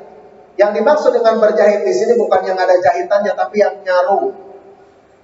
Artinya walaupun memakai brand-brand tertentu yang memang tidak ada jahitannya, yang kan ada brand-brand tertentu yang pakaian-pakaian yang dicetak, ya, walaupun tidak ada jahitannya tetap tidak boleh. Jadi yang dimaksud dengan seorang laki-laki yang sedang ihram tidak boleh memakai pakaian yang berjahit, maksudnya yang nyaru, baik memakai jahitan ataupun tidak, ya. Selama dia nyaru tidak boleh. Seperti apa sih yang nyaru? Ya baju, kemeja, baju kaos, baik kaos pendek, kaos panjang, kaos oblong, ya, celana panjang, celana pendek, celana dalam, semuanya yang nyaru tidak boleh. Termasuk ada yang berkreasi memakai CD untuk sumo yang seperti popok zaman baheula, ya, diikat kiri kanan, nggak ada jahitannya, tetap tidak boleh. Selama nyaru tidak boleh. Jadi pakaian ihram bagi laki-laki ini hanya dua helai saja, dua helai kain ihram, izar dan rida, nanti akan dijelaskan. Yang menjadi dalil akan hal ini, ya, di sini panjang sekali, ya. Latal basul kumuso walal awaima walal sarawilat walal baronisa walal kufafa illa ahdan la yajiduna alaini faliyalki sofaini waliyaqtahuma asfala minal ka'bain. Jadi seorang laki-laki yang sedang ihram tidak boleh memakai gamis, tidak boleh memakai baju, tidak boleh memakai celana, ya. Pokoknya semua yang nyaru tidak boleh. Nah, kemudian selanjutnya mahdhuratul ihram yang kelima, khusus untuk laki-laki tidak boleh memakai parfum. Wala talbasu syai'an masau ja'faran wal waras. Jadi tidak boleh memakai wangi-wangian. Adapun bagi wanita ada dalil lebih khusus lagi, di mana di luar ihram pun tidak boleh memakai wangi-wangian kecuali untuk suaminya. Al-mar'atu idza satarat fa marat bil majlisi fa yakada wa kada yakni zaniyah. Kata Rasulullah sallallahu alaihi wasallam, seorang wanita yang memakai parfum kemudian keluar dari rumahnya, kemudian ada sekelompok laki-laki yang mencium wanginya, maka dia dikategorikan sebagai wanita pezina. Ya, maka hati-hati wanita kalau memakai parfum hanya khusus untuk siapa? Suaminya, ya, di dalam kamar, ya, bukan untuk orang lain di luar rumah. Kemudian yang keenam, tidak boleh memburu hewan darat yang halal dimakan. Ya, wa hurima 'alaikum syaidul bari maluntum huruma. Al-Maidah ayat 96. Ini dalilnya. Kemudian yang ke berapa nih? Ketujuh ya. Tidak boleh melakukan khitbah. Ini khitbah ini lamaran ya, dan juga tidak boleh melakukan akad nikah. Dalilnya sebuah hadis dari Imam Muslim dari Utsman bin Affan, Rasulullah bersabda, la yankihul muhrimu wa la yunkihu wa la yaktubu wa la yaktubu alaihi. Jadi seorang yang sedang ihram tidak boleh menikah dan menikahkan ya. Tidak boleh melamar dan menerima lamaran. Kemudian yang kedelapan, tidak boleh melakukan jima atau berhubungan suami istri. Kemudian yang kesembilan, tidak boleh ya mencubui istri. Bisa lain kemaluan artinya di luar berjima ya. Dalilnya surat Al-Baqarah 197. Faman farada fihi al-hajja fala rafasa wala fusuqa wala jidala fil hajj. Barang siapa yang menunaikan kewajiban ibadah haji maka tidak boleh rafas, tidak boleh melakukan jima dan mukadimahnya, tidak boleh melakukan kemaksiatan dan juga tidak boleh debat kusir ya, yang tidak ada manfaatnya. Nah inilah madhuratul ihram. Kalau di sini ada 11, tapi intinya sama. Ya, kalau di sini disatukan, di sini dipisah. Nah kemudian selanjutnya ibadah yang sangat agung ini memiliki rukun. Nah di sini ada, kalau rukun di sini kalau nggak salah di halaman 54. Di halaman 54.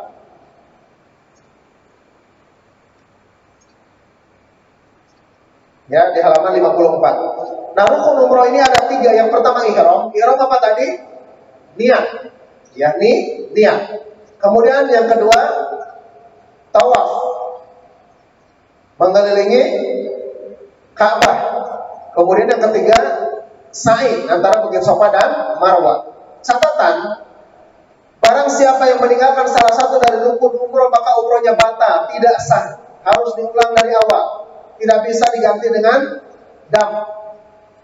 Tidak bisa diganti dengan menyembelih seekor kambing. Kalau ada salah satu dari rukun umroh ini yang hilang maka batal.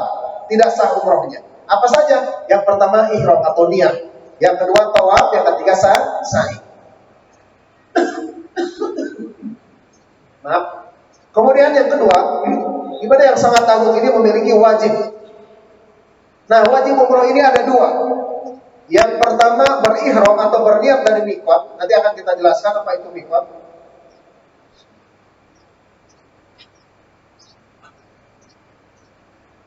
Kemudian wajib umrah yang kedua adalah halaq awit taksir.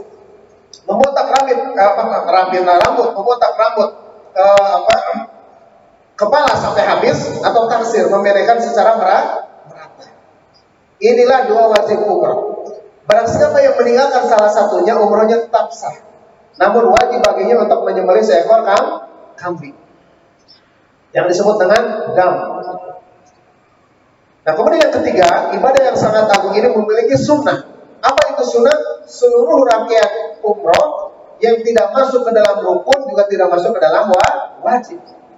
Kalau ada salah satu yang ditinggalkan, umrohnya tetap sah dan juga tidak harus membayar dam, tidak harus menyembelih seekor kambing, namun dia telah kehilangan kesempurnaan pahala umroh. Baik, kemudian selanjutnya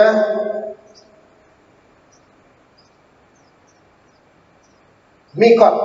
Nah, Bapak dan Ibu rahimani wa rahimakumullah jami'an, tadi wajib umroh yang pertama adalah berniat atau berihram dari mikot. Nah, mikot ini ada 5. Sebagaimana di dalam sebuah hadis dari Ibnu Abbas, Rasulullah Shallallahu Alaihi Wasallam telah menentukan mikot bagi penduduk Madinah, yaitu Dzul Khulaifah, satu lembah yang memiliki banyak pohon khulaifah.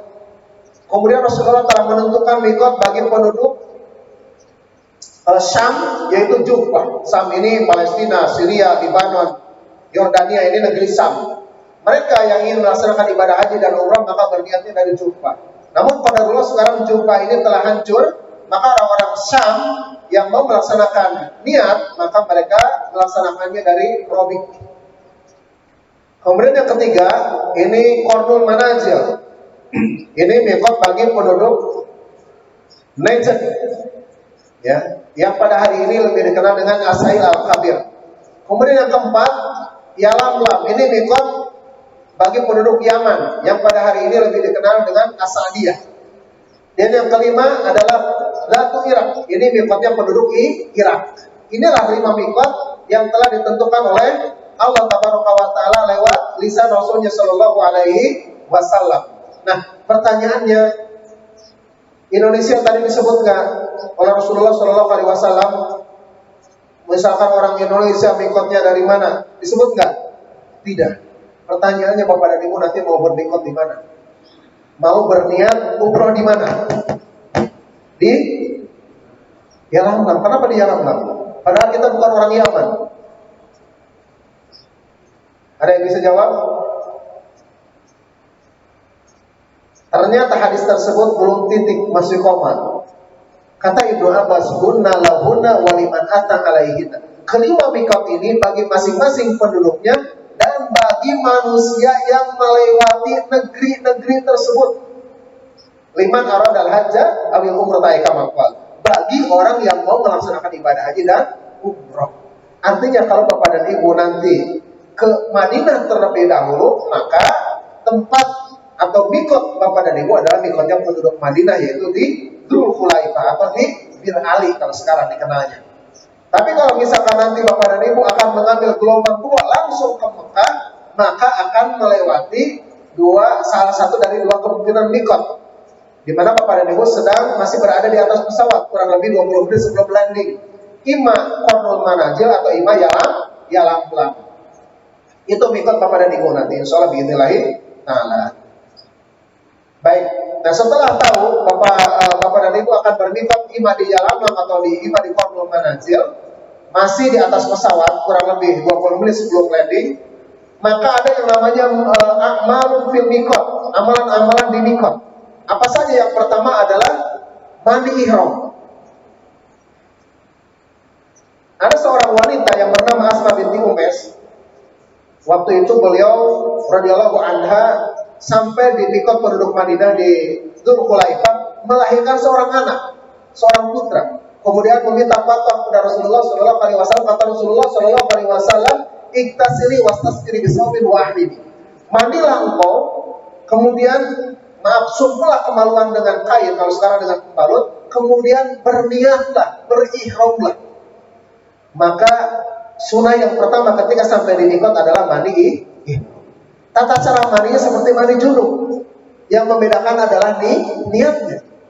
Artinya berniat di dalam membaca basmalah, ya, kemudian membasuh kedua tangan, membasuh kemaluan dengan tangan kiri, kemudian wudu seperti wudu mau sholat, kemudian menyela-nyela rambut jari yang sudah basah di rambut, kemudian mengguyur kepala, mengguyur badan bagian kanan, kemudian bebas. Yang terakhir mencuci kedua kaki. Ini yang dimaksud dengan apa? Mandi ihram. Nah, kemudian amalan yang kedua adalah memakai parfum khusus untuk laki-laki. Di mana? Di badan, di jenggot, yang punya jenggot, dan di rambut kepala. Khusus untuk laki-laki, tidak berlaku bagi perempuan. Dalilnya mana? Dalil dari Aisyah. Kata Aisyah, "Kuntu utaibu Rasulullah sallallahu alaihi wasallam li ihrabihi qabla an yuhrima wa li hilihi qabla an yatufa bil baiti." Kata Aisyah, aku memakaikan parfum di badan, jenggot, dan rambut Rasulullah sallallahu alaihi wasallam untuk ihram beliau sebelum beliau berihram. Ada yang bisa memahami? Aku memakaikan parfum kepada Rasulullah Shallallahu Alaihi Wasallam untuk ihram beliau sebelum beliau berihram. Bisa dipahami? Bapak-bapak kalau mau melaksanakan sholat berjamaah di masjid, dari rumah sudah pakai peci, koko, sarung, pakai parfum. Itu sudah disebut sebagai sholat apa belum? Belum, karena belum takbiratul ihram. Nah, dalam masa persiapan ihram, maka disunahkan bapak-bapak pakai parfum. Tadi kan katanya tidak boleh ketika bapak-bapak sudah masuk ke dalam posisi ihram, maka tidak boleh. Kalau sebelumnya, sebelum niat, sebelum masuk ke dalam ihram, sunnah. Silakan pakai parfum. Dan tidak boleh memakai parfum di kain ihram dengan sengaja, baik dengan mengoleskan atau menyemprotkan. Namun apabila bapak-bapak telah mandi ihram kemudian pakai kain ihram, pakai parfum kemudian pakai kain ihram dan ada pengaruh wangi ke ihramnya, tidak mengapa. Yang mengapa itu kalau dengan sengaja mengoleskan atau menyemprotkan ke kain ihram. Ya. Tapi kalau efeknya saja tidak mengapa. Nah kemudian yang selanjutnya adalah memakai kain ihram. Nah yang bapak-bapak seperti ini, yang laki-laki ya, hanya 2 helai saja. Dalamannya tidak ada, polos. Bagian bawah disebut dengan izar, bagian atas disebut dengan rida. Dan disunahkan memakai sepasang sendal yang kelihatan kedua mata kakinya. Adapun kain ihram yang wanita, yang ibu-ibu, yang ubahan seperti ini, pakaiannya seperti pakaian sehari-hari, yang penting pakaian tersebut adalah pakaian yang syar'i, yang menutup seluruh aurat kecuali muka dan telapak tangan. Ya, ini seperti ini pakaian ihram wanita dan bebas, maksudnya masih lengkap dengan dalamannya. Lengkap dengan dalamannya, mungkin mau memakai kaos dalam dan selainnya, pokoknya lengkap dengan dalamannya. Ya. Kemudian selanjutnya sholat. Nah, kaitan dengan sholat ini dijelaskan oleh para ulama, tidak ada sholat sunnah ihram. Namun ada kekhususan bagi jamaah haji yang mengambil mikot atau mengambil niat di mikot yang penduduk Madinah, yaitu di Dzulhulaifah, maka ada perintah khusus dari Nabi kita yang mulia alaihi salatu wasallam untuk melaksanakan sholat terlebih dahulu sebelum berniat. Sholat apa? Kalau bertepatan dengan sholat fardu, ya sholat fardu atau sholat wajib. Kalau bertepatan dengan sholat duha, misalnya sholat duha dulu atau tahiyatul masjid, atau bisa juga sholat sunnah wudu atau sholat sunnah mutlak. Yang penting sholat dulu 2 rakaat. Ya. Nah, setelah sholat baru berniat. Nah, bagaimana dengan kita yang insya Allah nanti akan berniat di atas pesawat, maka tidak perlu sholat, karena tidak ada sholat sunnah ihram. Hanya bagi yang mikotnya ada di darat, kemudian ada masjid, maka silakan sholat terlebih dahulu. Namun di atas kendaraan tidak perlu. Allahu a'lam. Nah, kemudian selanjutnya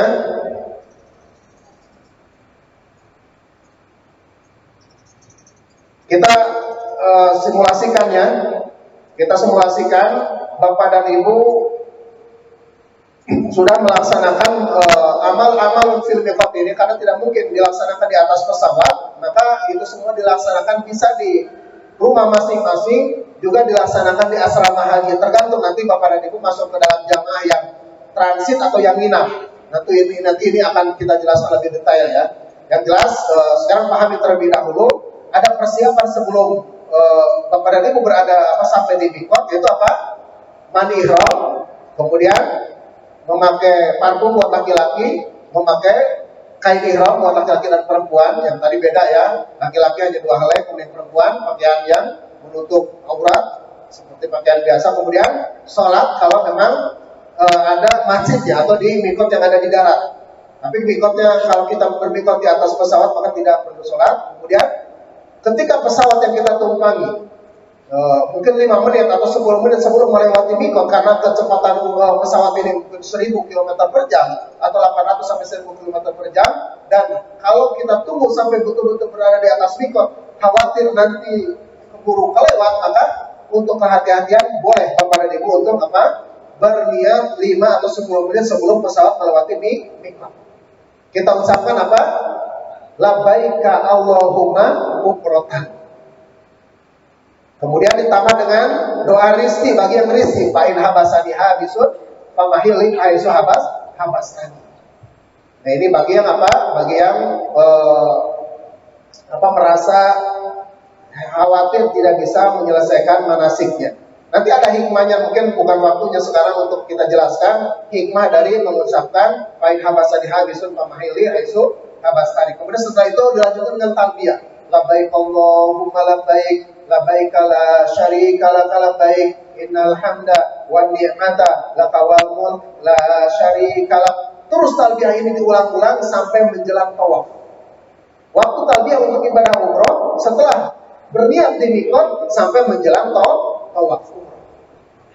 Terus diulang-ulang. Dan yang harus kita catat bahwa setelah Bapak dan Ibu berniat dengan mengucapkan labbaika Allahumma umratan, maka pada detik itu juga Bapak dan Ibu sudah masuk dalam kondisi ihram.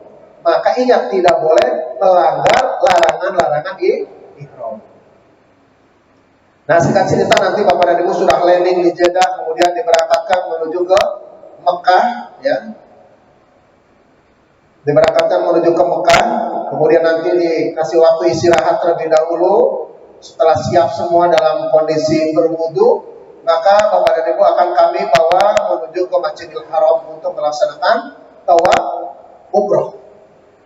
Nah, sesampainya di pelataran Masjidil Haram, kita tanya terlebih dahulu apakah Bapak dan Ibu ada yang batal wudu. Kalau ada yang batal, silakan wudu terlebih dahulu. Setelah semuanya lengkap dalam kondisi wudu, baru kita mulai memasuki Masjidil Haram dengan melangkahkan kaki kanan terlebih dahulu sambil membaca Bismillah wassalatu wassalamu ala Rasulillah Allahumma ftah li abwaba rahmatika. Itu salah satu dari doa masuk masjid. Nah, kemudian dari kejauhan, insya Allah Bapak dan Ibu sudah dapat melihat Ka'bah. Boleh sambil mengangkat kedua tangan, boleh tidak, silakan baca Allahumma antas salam wa minkas salam fahayyina rabbana bis salam. Doa melihat Ka'bah ada di buku lipat. Setelah sampai di pelataran tawaf, silakan khusus untuk bapak-bapak merubah kain ihram yang asalnya menutup kedua pundak bagian kanan dibuka. Yang pundak bagian kanan dibuka, ini yang namanya ittiba, menampakkan pundak bagian kanan. Jadi nanti kita praktekkan ketika kita praktek manasik, ya. Ini namanya ittiba, menampakkan pundak bagian kanan. Bisa dilihat di sini, ya. Nah, ini namanya ittiba, yang menampakkan pundak bagian kanan. Nah, sebelum kita mulai tawaf, ini talbiyah sudah selesai. Tidak ada lagi waktu talbiyah untuk ibadah umrah. Sudah selesai. Ketika sudah berada di pelataran tawaf, menjelang tawaf, tidak ada lagi talbiyah. Nah, kemudian sebelum kita mulai tawaf, kita kenalkan terlebih dahulu bahwa Ka'bah ini memiliki 4 rukun, 4 sudut. Pertama rukun Hajarul Aswad, kedua rukun Iraqi, ketiga rukun Syami, dan yang keempat rukun Yamani. Nah, dari keempat rukun ini hanya ada 2 rukun yang disunahkan untuk kita amalkan jika mampu. Yang pertama rukun Hajarul Aswad. Nah, ini. Nah, di rukun Hajarul Aswad ini ada 3 cara jika mampu. Yang pertama, kalau ini kita ibaratkan Hajarul Aswad, kita kecup dengan bibir kita. Kemudian usap dengan tangan kanan kita sambil baca Bismillahi Allahu Akbar.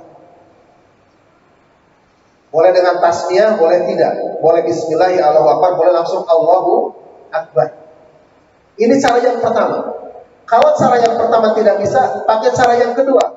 Usap Hajarul Aswad dengan tangan kanan atau dengan tongkat dan sejenisnya. Kemudian tangan kanan yang digunakan untuk mengusap atau tongkat yang digunakan untuk menyentuh Hajarul Aswad dikecup sambil baca Bismillahi Allahu Akbar. Kalau cara yang kedua ini tidak bisa juga, ada cara yang ketiga, yaitu memberi isyarat dengan tangan kanan ketika badan kita sudah sejajar dengan Hajarul Aswad. Tidak dikecup. Banyak nanti dilihat, udah pakai isyarat, ada yang buang, harus sampai. Ya. Ini semangat tapi tidak ada contoh. Jadi kalau yang isyarat cukup isyarat saja. Bismillahirrahmanirrahim Allahu Akbar. Baik, ini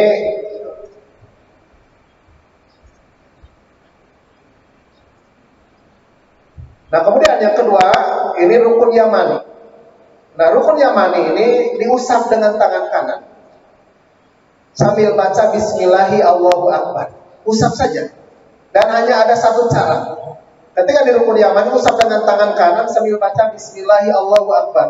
Kalau tidak bisa, tidak ada cara kedua, tidak ada cara ketiga, tidak ada isyarat, tidak ada takbir, lewat saja. Kenapa? Karena hanya ada satu cara saja. Nah, kemudian di antara rukun Hajarul Aswad dan pintu Ka'bah ada yang disebut dengan multazam, yaitu tempat beriltijamnya Rasulullah. Apa sih iltijam? Menempelkan dada, pipi, dan tangan. Kalau ini multazam, beriltijam seperti ini. Inilah salah satu tempat diijabahnya doa. Salah satu tempat diijabahnya doa. Tempatnya mana? Antara rukun Hajarul Aswad dan pintu Ka'bah. Itulah multazam. Nah, kemudian satu lagi, ini ada setengah lingkaran disebut dengan hijab. Orang-orang menyebutnya dengan Hijr Ismail. Namun kata Syekh Abu Bakar Al-Makki, Allahu a'lam, yang sahih ini adalah Hijr Quraisy. Kenapa disebut dengan Hijr Quraisy? Karena di zaman Ibrahim dan Ismail alaihissalam, Ka'bah ini persegi panjang dari sini sampai sini. Namun di zaman Quraisy terjadi banjir bandang sehingga Ka'bah ini runtuh, dan orang-orang kafir Quraisy menghimpun dana, dan qadarullah terhimpun dana yang tidak dapat membangun seperti pondasi Nabi Ibrahim. Karena yang dikumpulkan hanya dana yang halal saja. Maka terbangunlah Ka'bah dari sini sampai sini. Dan ini dibikin setengah lingkaran sebagai tanda kalau ini masih bagian dalam bagian Ka'bah. Pertanyaannya, kenapa ketika Ka'bah ini ditaklukkan, Baitul Mal sudah banyak, kenapa tidak dibangun seperti fondasinya Nabi Ibrahim dan Nabi Ismail, sebagaimana permintaan Aisyah radhiyallahu anha kepada Rasulullah? Kata Rasulullah sallallahu alaihi wasallam, "Wahai Aisyah, banyak dari kaummu yang baru masuk Islam khawatir mereka kembali murtad, kembali keluar dari Islam karena mengira Muhammad telah merubah Ka'bah." Ini ada kaidah fikih dan ulama fasih muqaddamun ala jalbil masalih. Jadi meninggalkan kerusakan ini lebih diutamakan daripada menggapai maslahat. Ternyata hari ini ada hikmahnya. Ketika Aisyah meminta kepada Rasulullah untuk melaksanakan atau bisa melaksanakan sholat di dalam Ka'bah, kata Rasulullah, "Sholli fil hijri fa innaha minal Ka'bah." Sholatlah di hijr karena itu bagian dari Ka'bah. Jadi kalau Bapak dan Ibu ingin punya momen atau dapat momen sholat di dalam Ka'bah, maka sholatnya di dalam hijr itu. Tapi kalau mau sholat di dalam Ka'bah yang ada pintunya, harus jadi RI1 dulu. Baru minta izin kepada Malik Salman. Ya kalau kayak kita, bukan RI1, bukan RI2, RI itu juga bukan, maka sholat di sini saja. Ya. Baik, inilah kaitan dengan fisik Ka'bah. Nah kemudian kaitan dengan doa, tidak ada doa khusus yang diperintahkan dan dicontohkan oleh Rasulullah SAW kecuali antara rukun Yamani dan rukun Hajarul Aswad, yaitu apa? Rabbana atina fid dunya hasanah wa fil akhirati hasanah wa qina adzabannar. Adapun dari rukun Hajarul Aswad sampai ke rukun Irak, rukun sampai ke rukun Yamani bebas. Silakan mau memperbanyak zikir, memperbanyak membaca Al-Quran, memperbanyak istighfar, silakan bebas. Tidak ada ketentuan putaran pertama harus baca ini, kedua ini, ketiga, tidak ada, bebas. Silakan ya. Kalau bisa hanya bisa beristighfar saja. Atau mau ditambah dengan zikir, misalkan subhanallah walhamdulillah wala ilaha illallah wallahu akbar wala haula wala quwata illa billah, silakan. Baik. Kita mulai tawaf ya. Bagi Bapak dan Ibu yang sudah sejajar dengan rukun Hajarul Aswad, kasih isyarat dengan tangan kanan sambil baca apa? Bismillahi Allahu Akbar. Nah, yang Bapak-bapak ada satu tambahan lagi, yaitu romal. Lari-lari kecil 3 putaran pertama saja. Dari mana? Dari rukun Hajarul Aswad sampai rukun Hajarul Aswad. Silakan ya. Setelah sejajar dengan rukun Hajarul Aswad, kasih isyarat Bismillahi Allahu Akbar. Mulai romal yang Bapak-bapak. Silakan memperbanyak zikir, membaca Al-Quran, beristighfar sampai ke rukun Yamani. Jika mampu usap dengan tangan kanan sambil baca Bismillahi Allahu Akbar.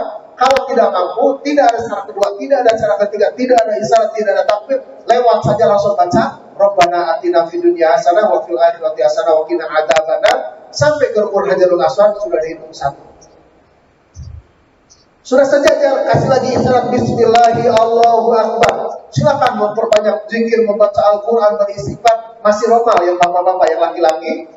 Silakan sampai ke rukun Yamani. Jika mampu sampai dengan tangan kanan sambil baca Bismillahi Allahu Akbar. Kalau tidak mampu lewat saja, langsung baca Rabbana atina fid dunya hasanah wa fil akhirati hasanah wa qina adzabannar. Sampai di rukun Hajarul Aswad sudah dihitung 2.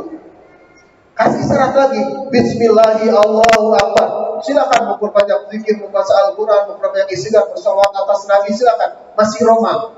Sampai di rukun Yamani, usap dengan tangan kanan sambil baca Bismillahi Allahu Akbar. Kalau tidak bisa, lewat saja, langsung baca Rabbana atina fid dunya hasanah wa fil akhirati hasanah wa qina adzabannar. Sampai di rukun Hajarul Aswad sudah dihitung 3. Mulai lagi untuk putaran yang keempat, kasih isyarat Bismillahi Allahu Akbar.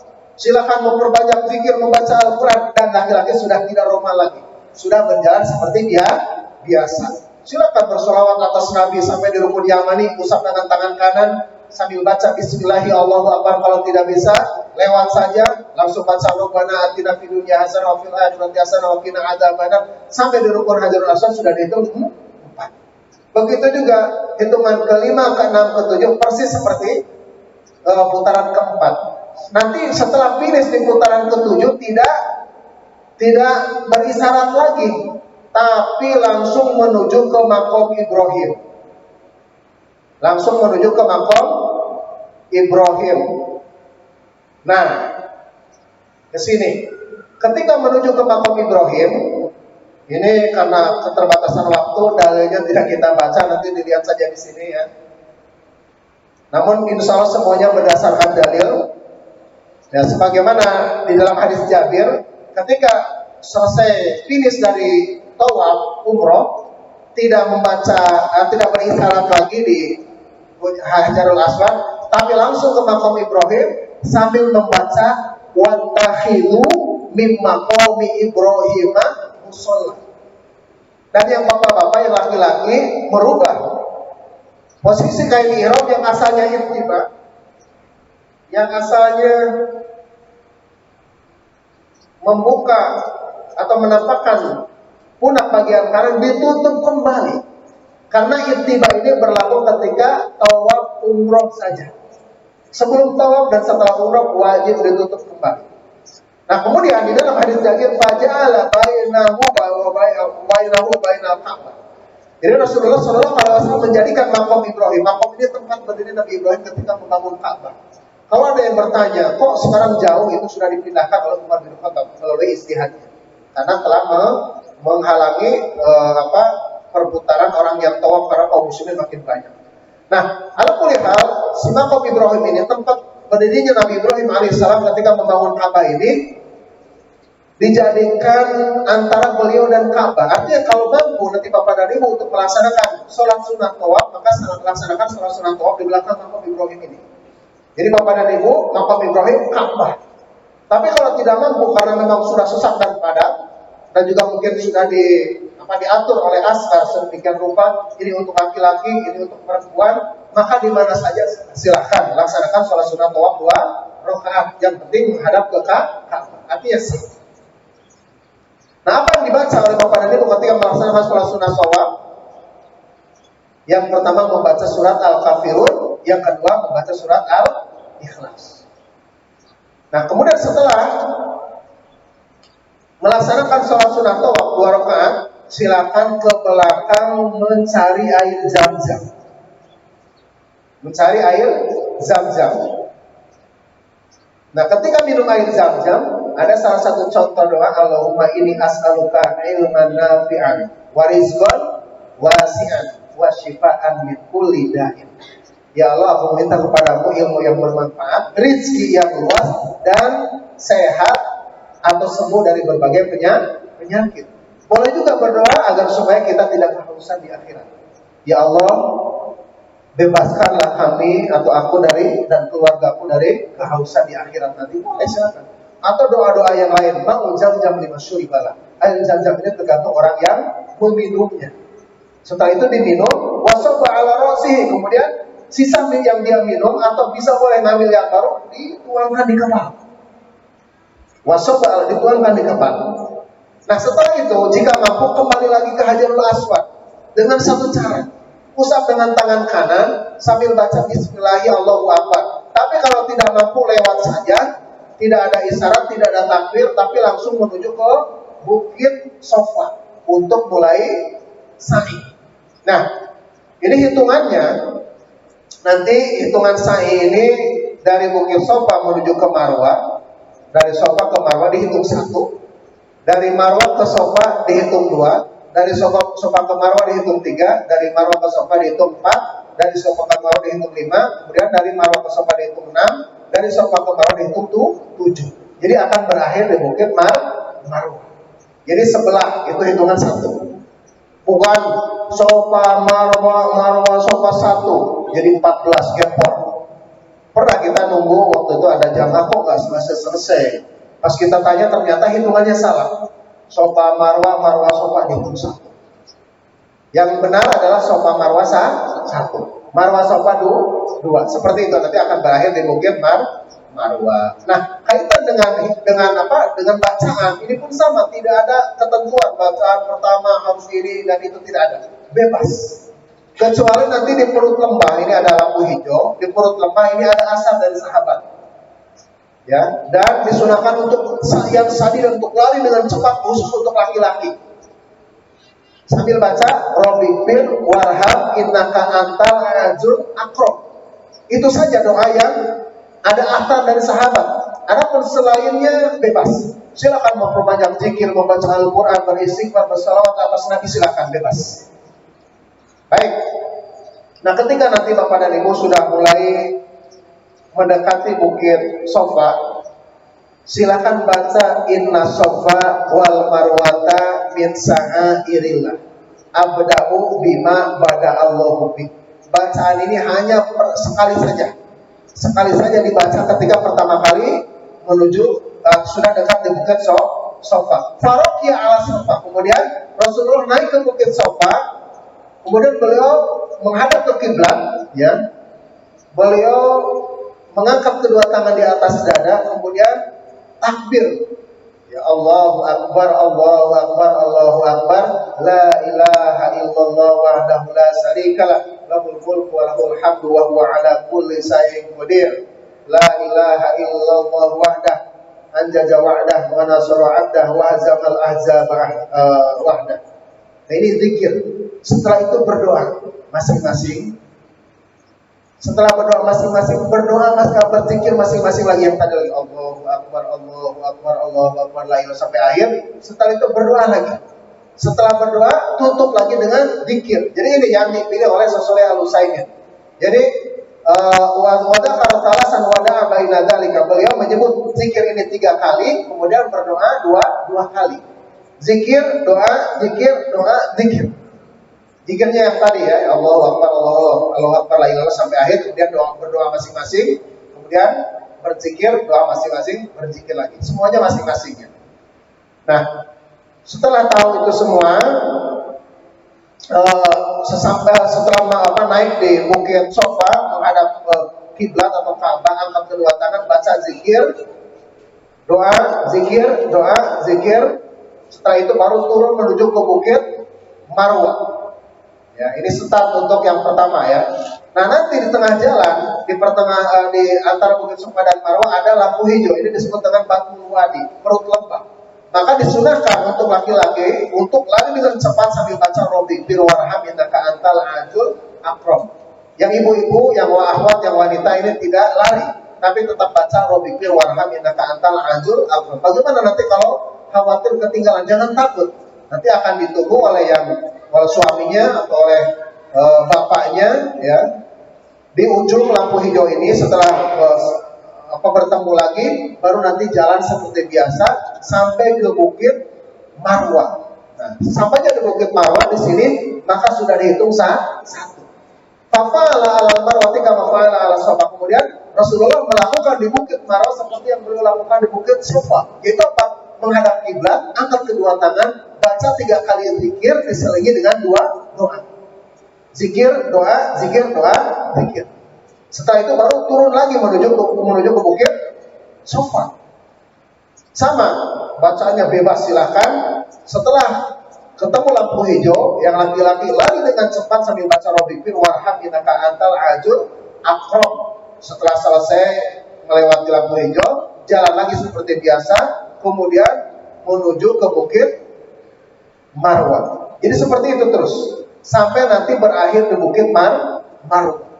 Nah, ketika berakhir di Bukit Marwah, tidak berdoa dan zikir lagi karena sudah selesai, langsung keluar ya. Langsung keluar di pintu 2425 ya, di pintu Marwah. Maaf sebentar. Nah, ini setelah semua ngumpul di teras Masjidil Haram di wilayah Marwah, maka nanti kami akan bawa ya, khusus yang laki-laki, yang ikhwan, ke barbershop. Ada barbershop yang gratis, ya ada juga barbershop yang berbayar. Sekarang sudah naik, asalnya 10 sampai 15, sekarang kalau nggak salah 20 real.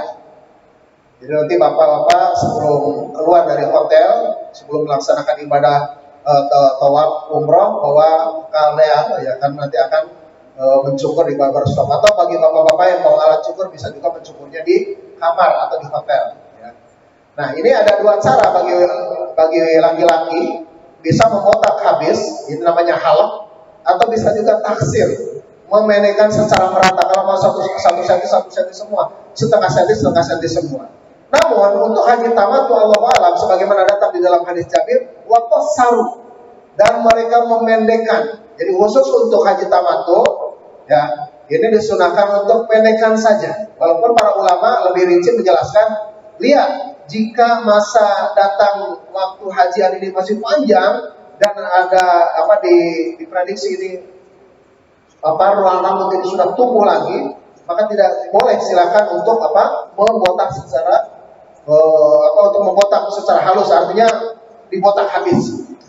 Atau boleh juga dipendekkan secara merata. Namun Allah alam, kami lebih memilih yang memendekkan secara merata sebagaimana dohir hadis di dalam hadis Jabir. Ini khusus untuk haji tamattu. Pendekkan saja secara merata. Kapan membotaknya? Nanti ketika hajian. Nah, ada pun yang ibu-ibu, yang wanita ini seperti ini, dihimpun seluruh rambut, kemudian ujung rambutnya dipotong seukuran jari yang ditumbuhi kuku atau kurang lebih 1 senti. Nah, ketika ini telah dilakukan, maka bapak dan ibu telah masuk ke dalam kondisi tahallul. Apa itu tahallul? Tahurut ayat taholas minal ihram. Artinya telah selesai dari melaksanakan ibadah umroh. Ya, bihadihil amal tamat umratuhu wa alamina halan kamilan yubihulahu jami'u mahduratul ihram. Dengan amalan-amalan ini maka selesailah pelaksanaan ibadah umroh dan dia telah halal dengan halal yang sempurna, boleh baginya seluruh mahduratul ihram. Baik, ini yang dapat kami sampaikan Bapak dan Ibu. Silakan, ada yang ditanyakan? Masih ada mungkin kurang lebih 8 menit lagi. Silakan Bapak.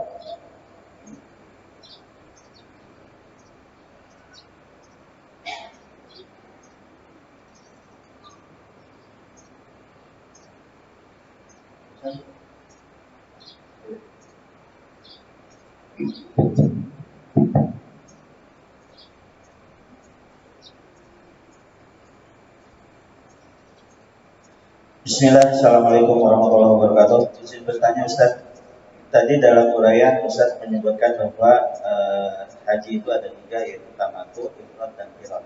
Yang ingin Anda tanyakan adalah salah satu haji tamattu. Dalam uraian tadi Ustaz menyebutkan kita diwajibkan untuk membayar haji. Nah, yang ingin Anda tanyakan, dalam pelaksanaan haji itu seperti apa Ustaz? Apakah kita sendiri langsung yang melaksanakan pemotongannya, sementara kita kan masih terkait dengan ihram ya, atau memang kita istilahnya kita percayakan kepada seseorang di sana untuk melakukan haji tersebut atau memotong hewan tersebut. Demikian aja. Assalamualaikum warahmatullahi wabarakatuh. Waalaikumsalam warahmatullahi wabarakatuh. Jazakumullahu khairan atas pertanyaannya kaitan dengan tadi bagi kita atau sebagian jamaah haji Indonesia atau mayoritas jamaah haji Indonesia mengambil haji tamattu ya. Ini ada kewajiban untuk menyembelih hadyu, begitu juga yang haji qiran. Ini pertanyaannya bagaimana pelaksanaannya? Sebetulnya nanti ada sesi khusus yang membahas tentang tarbiyah atau tanajul, yang di dalamnya insyaallah akan dibahas tentang teknis pelaksanaan pemotongan hewan hadyu tersebut. Jadi insyaallah nanti akan diwakilkan baik kepada lembaga resmi seperti Ar-Rajihi atau Adrohi dan lain-lain, bisa juga kepada saudara-saudara kita yang mungkin di sana yang memang mereka tugasnya atau kerjanya di lembaga pemotongan hewan hadyu dan juga hewan dam dan lain-lain. Jadi diwakili. Walaupun beberapa tahun ke belakang kita bisa menghadirinya, ya walaupun sekarang sudah ada regulasi baru, jadi tidak bisa motong sendiri. Kalau dulu bisa motong sendiri, sekarang tidak bisa. Hanya bisa menghadiri saja. Itu pun tentunya tidak semua jamaah dapat hadir, diwakili saja besok 1 bis. Jadi seperti itu nanti insya Allah diwakili. Adapun biaya dan lain-lain nanti ada sesi khusus yang akan membahas tentang hal ini. Ada lagi silakan. Silakan.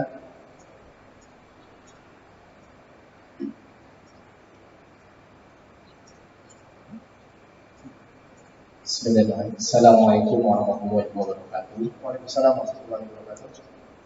Terkait dengan rukun umroh, salah satunya tawaf. Bagaimana dengan seorang wanita yang pada saat tersebut haid, Ustaz?